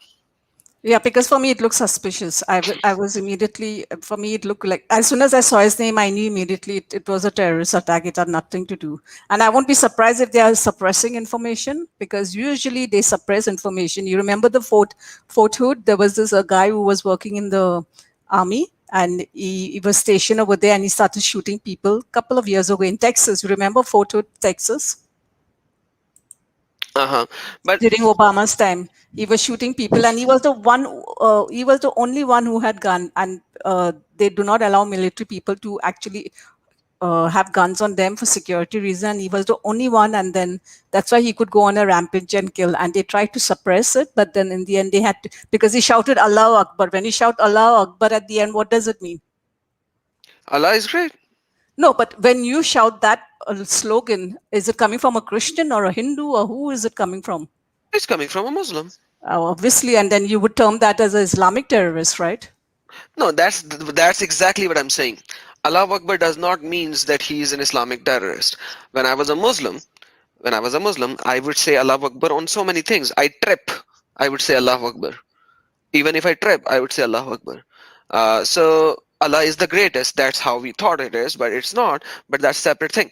But so saying Allah Akbar is not a term for, okay, I'm blasting myself. Allah Akbar. No, it is a very common thing. You say Allah Akbar in your prayer maybe 15 times every rakah when you do from the qiyam to raku. You say Allah Akbar, then you go to Sajud, you say Allah Akbar. So Allah Akbar is so commonly used terminology in Islamic Muslim people, and especially when you are seeing yourself being about to be killed, Allah Akbar would be the very easiest thing that should come out from your mouth to begin with. It's a loud chant, and then it's a Shahada, the La ilaha illallah and Muhammad Rasulullah. That's very common. Now, once again, unless a fair chain has been established for him being known with some Islamic ISIS terrorist organization or something like that, I would not proclaim it. I would not proclaim it. But once established, yes, I will.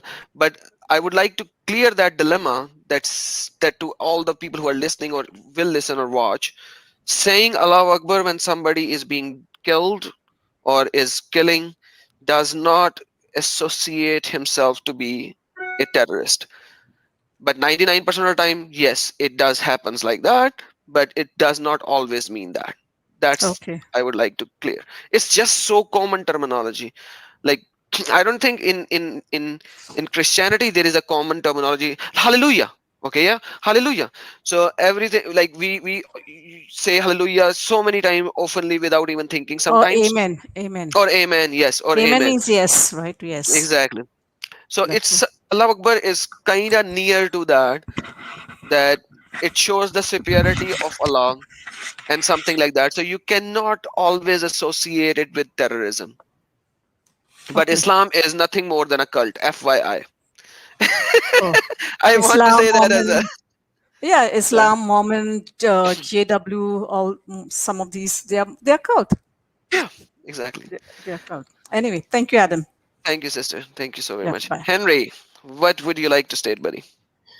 Hi, brother. I just want to say you are doing amazing job, and uh, I have followed you all your accounts, and the things is progressing, and I wish you best of luck. And the work you are doing, it's I know it's hard. The way you're doing, it's very difficult, and the life you have started in Jesus Christ is amazing, and uh, I have heard you many times, so I don't have any fear to say that probably you are better Christian than me. So I'm happy for that. No, brother. I- n- Jesus is the best, and I am nothing. And we are all nothing. We are all his servants, and that's what we are. Yeah, it's especially where the religion you was before. I have a few family member, and my last visit to them was very troubling, and after that I came back and I started researching. I start come across from some video of Sam, and then led me to watch some speaker corner debates, and then I come across CP, and that was like a moment of realization. Hey, somebody is there who understand the real, the real side of the Islamic world. And then I this whole new world come across me by watching video you guys, Rob Christians, and it helps me to answer a lot of uh, answer as a Christian, as a not a very radical kind of Christian, and Hmm.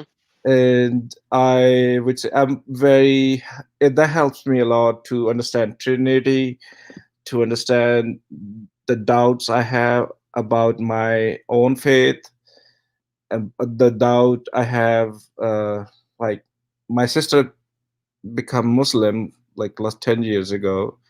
Oh, And yeah, I saw her this last year, and that was after 10 year because she was moved to different community, and that was very tough few years. So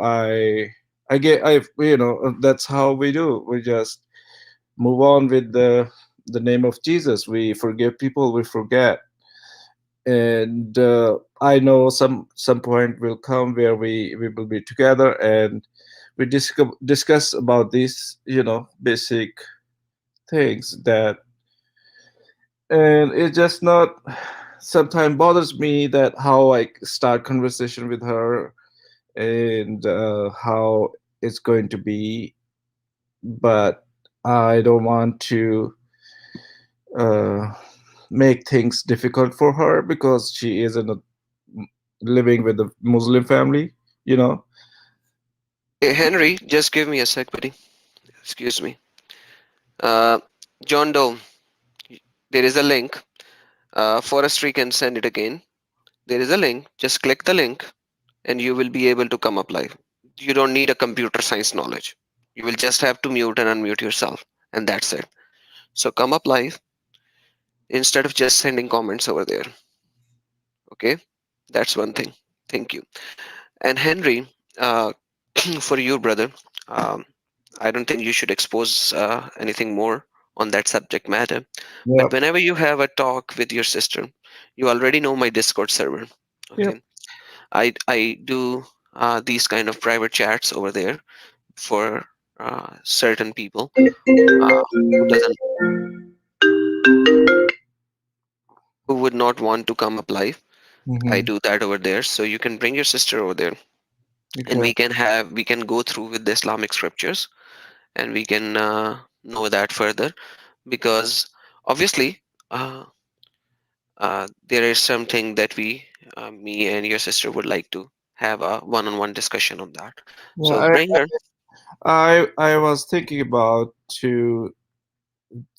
about s- how I, give her link to talk to you because she lives in the family, and things could be difficult for her, and I worry, about her life and everything. It's just something. Man, you should worry about the one who can tear up the soul versus the one who can just tear up the flesh. So at least she will come to know Jesus to begin with. She can be still hidden Muslima. Yeah. That's why instead of coming to my live show, I Okay. told you to begin with, bring her to my Discord server. It is not live, it's hidden, it's one on one. So Okay. at least she would know what is truth. What is the truth? And she should know, she should be able to differentiate between the truth and the lies. So that is why I told you bring her to my Discord server, not live. Okay. So she can be a hidden Hmm. Christian for the time being until she brings her husband to the reality, or then she can ask her husband to come to me live because I can speak with him live. So I do both of the things. There are certain things that I'm doing live. There are certain things that I'm doing on my Discord server which are not live. So that's how we can work. All right. Thank you very much. And so far about this Mufti Abu Layth. So he is so hypocrite. He's talking in front of the camera, and he's opposite or off the camera. And when his friend or somebody pushed him, he says, "Oh, okay, we believe in that," which Yeah, is, that's the simple hypocrisy. yeah, he just want to save his life from those people around him. Yeah. All right. So John Doe, come Thank on. you, man. Have a good You're, day. you're welcome, buddy. Thanks for coming up, brother. Appreciate it. John Doe, now is the time for you to come up. John Doe, we are waiting. Everyone is waiting. Just click on the link and come up. Like imagine. So while John Doe is trying to come up, let me show you the issues. Some of the people already know the issues. Okay, somebody is here.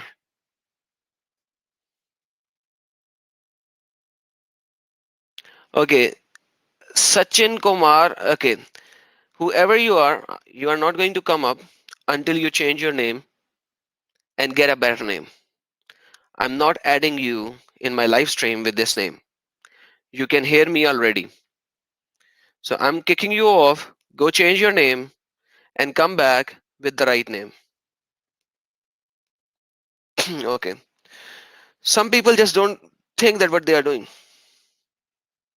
And whatever.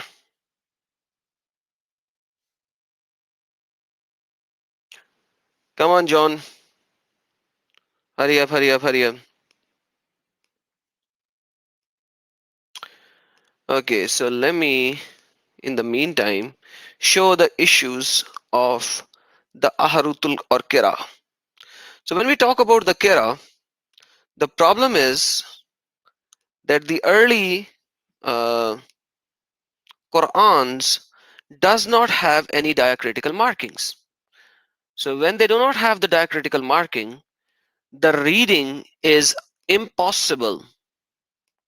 And that is what Mufti Abu Layth said, that it is not possible.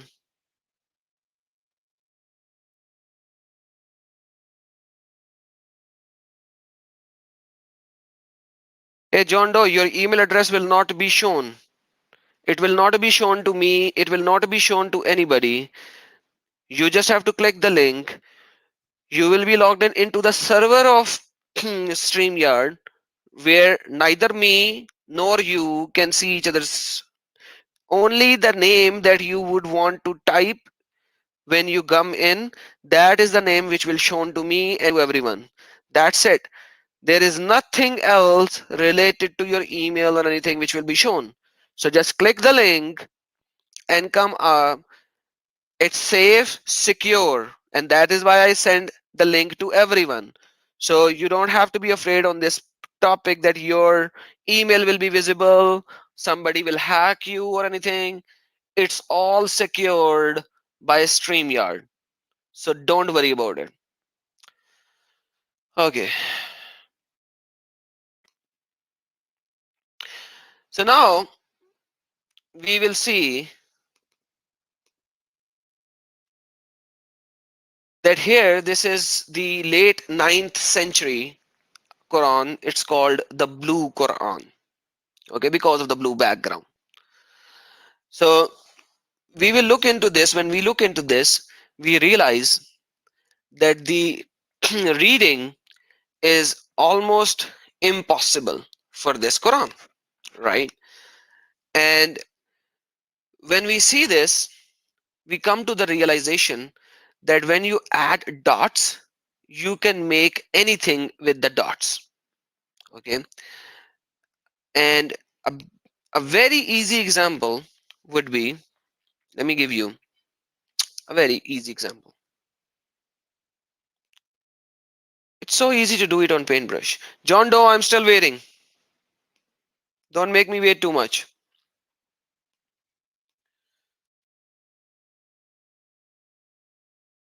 So the first thing that Muslims did, they created dot. So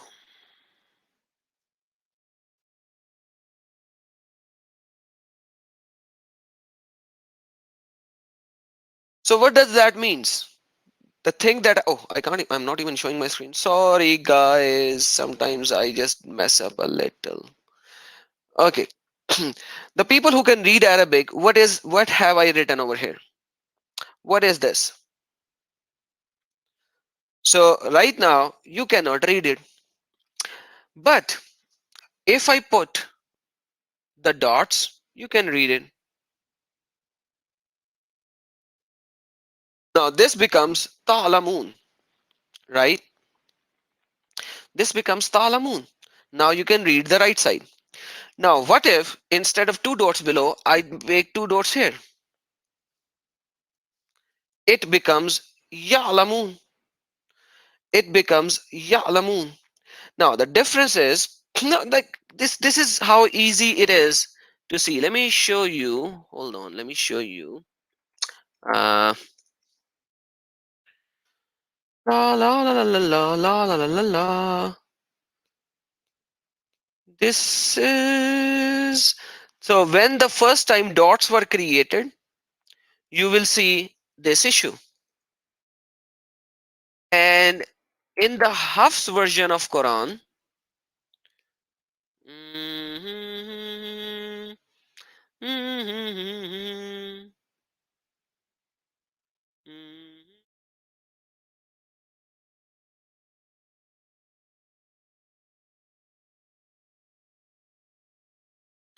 in the Hafs version, it is ta'lamun.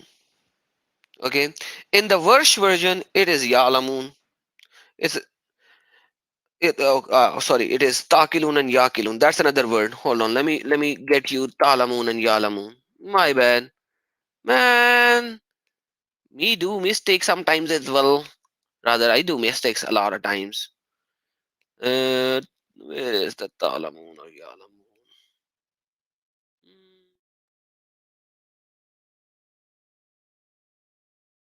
Okay, let's read.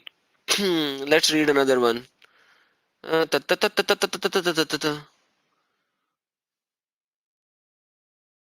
Okay, let's use Noghfir and Yoghfir. I don't know where is Talamun and Yalamun in Arabic differences, but I can show you Yoghfir and Noghfir. Check this out. Okay, if I go here back, this is Yoghfir and Noghfir. What is the difference between the two? Same thing. Let me write it again. Yoghfir.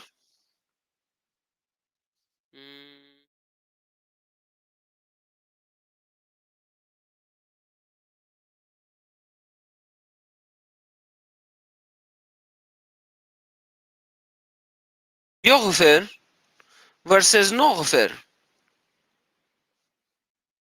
So instead of two dots here, if I put one dot here, the Ya becomes Na and you have two different words which can either mean we to he. Now this is not a big problem when it comes to Quran, because in Quran he we is always messed up, right? So that's not even a problem.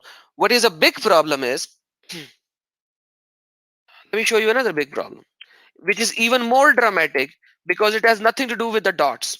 It has to do with diacritical marking. It has to do with diacritical marking, which is a big issue in itself. And I've shown that in my last video as well. Maybe somebody has missed it. Uh, God have mercy on them. May God have mercy on them. Again. Check this out. Util versus Katal. Util means kill. Kill. Katal means fight. What is the difference? Guys, watch the difference. So Kutil is written Kaf, Te, Lam. Katal is written Kaf, Te, and Lam. No difference so far, right? No difference so far, right? Now check this out. If I make a pish over here, it will become kill. And if I make a zabr over there, it will become fight. So the only difference is the diacritical marking, which was added 300 years after the death of Muhammad. So in all the verses where there is written as fight, that was made fight 300 years after the death of Muhammad. They should always be, they could always be read as kill.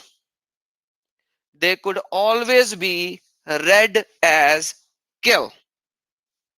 All right. So all of those could very easily be read as kill. Hey Ori, thank you so very much for your super chat, buddy. Appreciate it. So now, if we look into this, it's very important that who changed Quran 300 years later by making it sound better and softer, just to add these two diacritical marking. So if we read 929, who can say that 929 does not mean skill, because it was done 300 years later? And like Mufti Abu Layth showed us that there are no mutawatirs to prove that Quran is spoken like this. There is no authentic proof for that. So what should I do? So basically in Quran chapter number 2, verse number 224.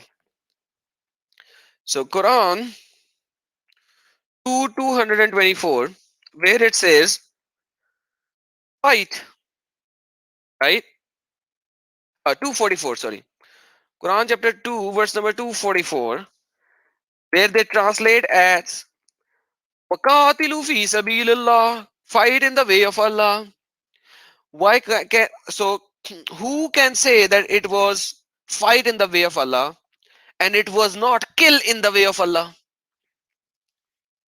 You know what I mean? Who can prove me that in Quran chapter number 2, verse number 244, it it meant to say, it is supposed to say fight and it is not supposed to say kill, because this diacritical mark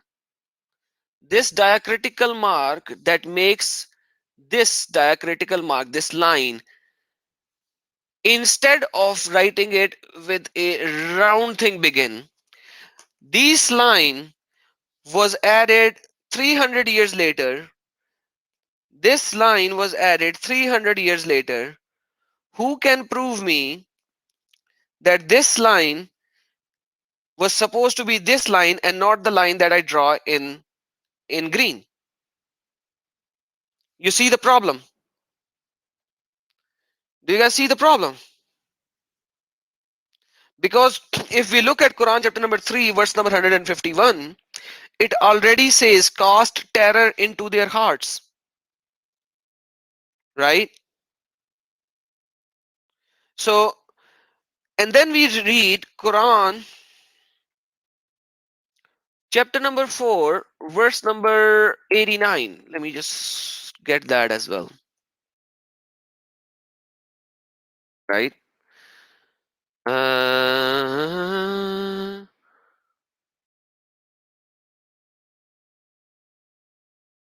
Because if we read Quran chapter number 4 verse number 89, it says the same thing but in a different way, and then it makes it very clear, because there it's skill.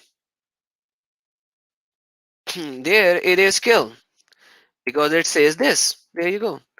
Now if you read this verse, you will definitely believe that it is skill. So it says that you do jihad. Oops. Uh-uh. Uh-uh. Uh-uh. Sorry guys. Man, hold on. Pin.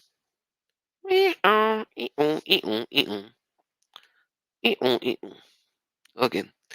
So now if we see, ah, it is my, there we go. Sometimes it's a big issue that you throw them out from their homes fi sabilillah, for the sake of Allah. Okay, so you do what? You throw them out for the sake of Allah, and you seize them. You seize them and you kill them. Wa uqtuluhum. Now here, who made this thing there to make it kill instead of just this to make it fight? Because the context is already fight. So if the context is already fight, they do not need to make it sound like another fight. It will be contextually wrong. So they have to make it dash. But here, the jihad fi sabilillah, yuhajiru fi sabilillah. Why can it be killing? Because here, when you do the yuhajiru fi sabilillah, you have to kill them. You see? You see, 244 and 489. Who can prove me that by the matawatirs, in 2244 it was fight, and in 489 it was kill, according to the tawatirs? Explain. Nobody can do that. Nobody can do that.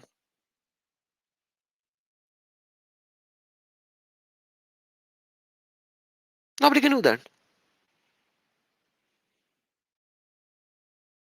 Now,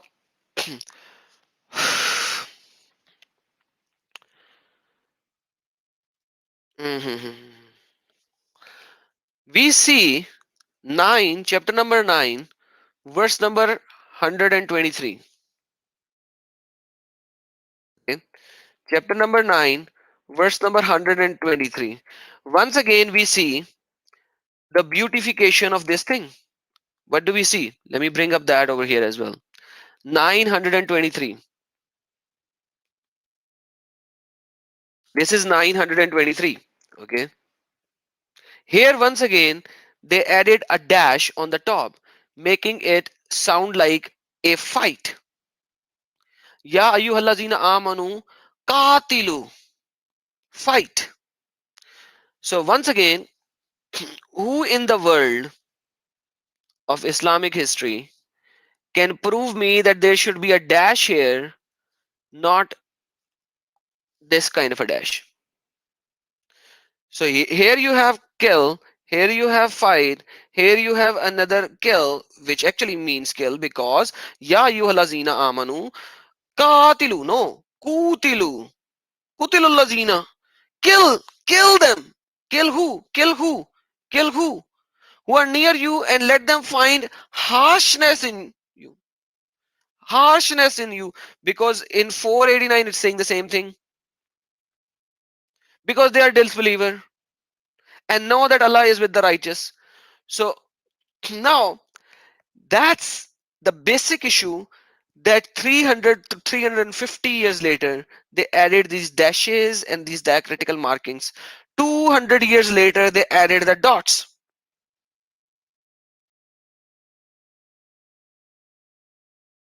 200 years later they added the dots.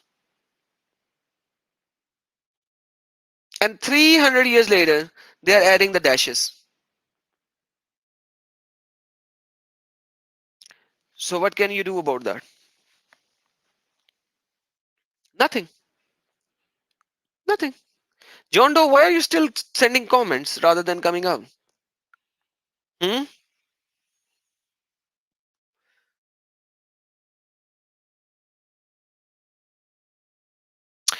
All right, guys. I think that would be it. We have destroyed Salafis and Hanbalis and Shafis. So three school of thoughts are fully destroyed today. We went into Quran a little bit because it wasn't a topic, but because John Doe and someone else and uh, said something, and plus we saw that the issue of matawatirs of Quran according to Abu Layth. So we brought this thing up as well. I hope you guys liked it. Uh, Mr. John Doe is still not coming up, which is something that he thinks that he can't even defend anything, right?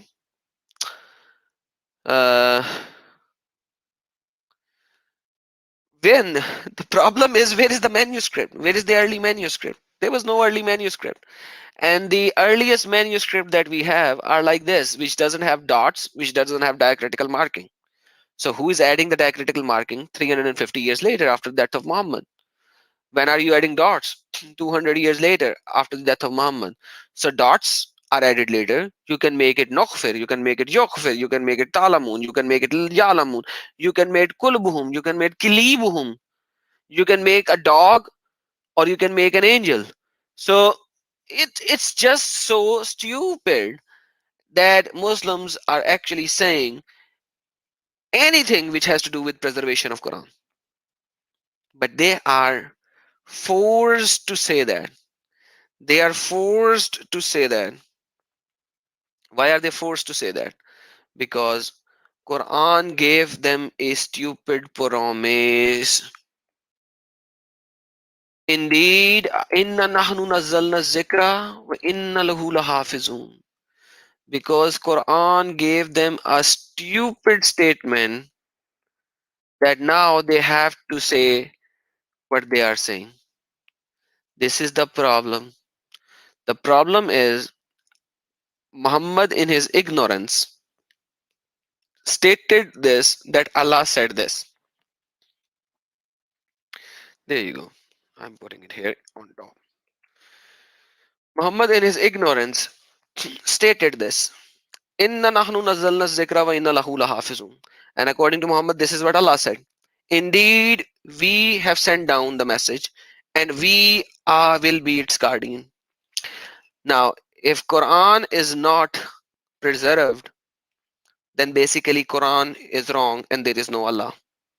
So Muslims has to fight left, right, and center, trying to prove that Quran is perfectly preserved. But this is the reality.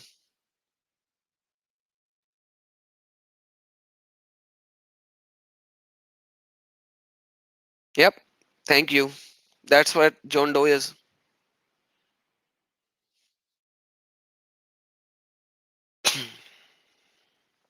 That's what all of these are, basically, if you look at it. They run away. They are very brave when it comes to chatting, but when asked to come up, they run away.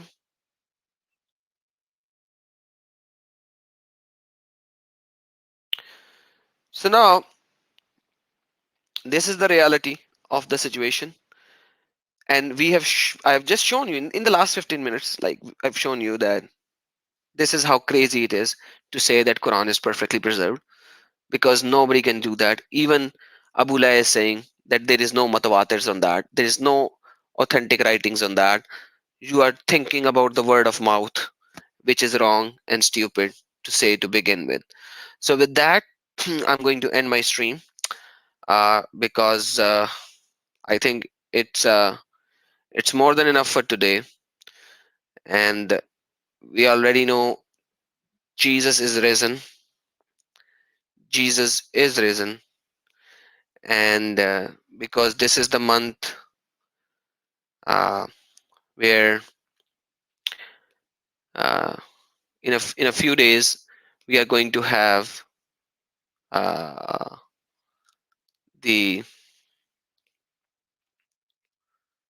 well, let me just here and okay, so we have Easter very soon in a few days. So for the occasion of Easter, let me play this before I end my stream. Jesus is God, Jesus is risen. Accept him, he's a free gift. Reject him and you are done already. So guys, enjoy, have a blessed day, evening or night wherever you are, and listen to Al Masih Kam.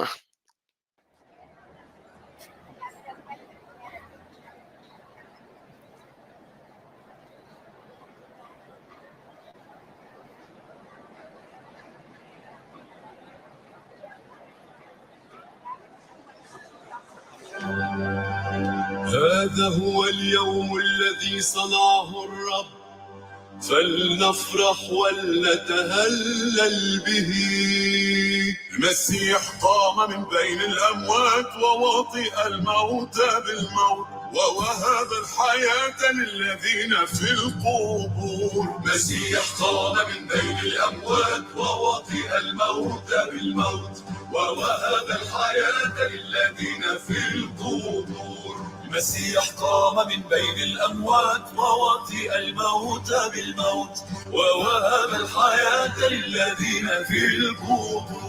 Χριστός ανεστιέπνεκρον θανάτων, θάνατον πατήσας και της εν τη μνήμας η ζωή ευχαρισάμενος. Μεσσία قام من بين الأموات ووطئ الموت بالموت ووهب الحياة للذين في القبور.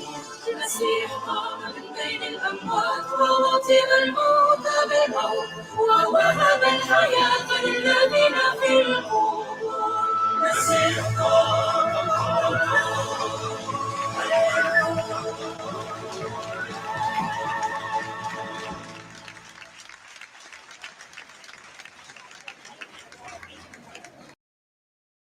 Yeshua Akbarul Azim.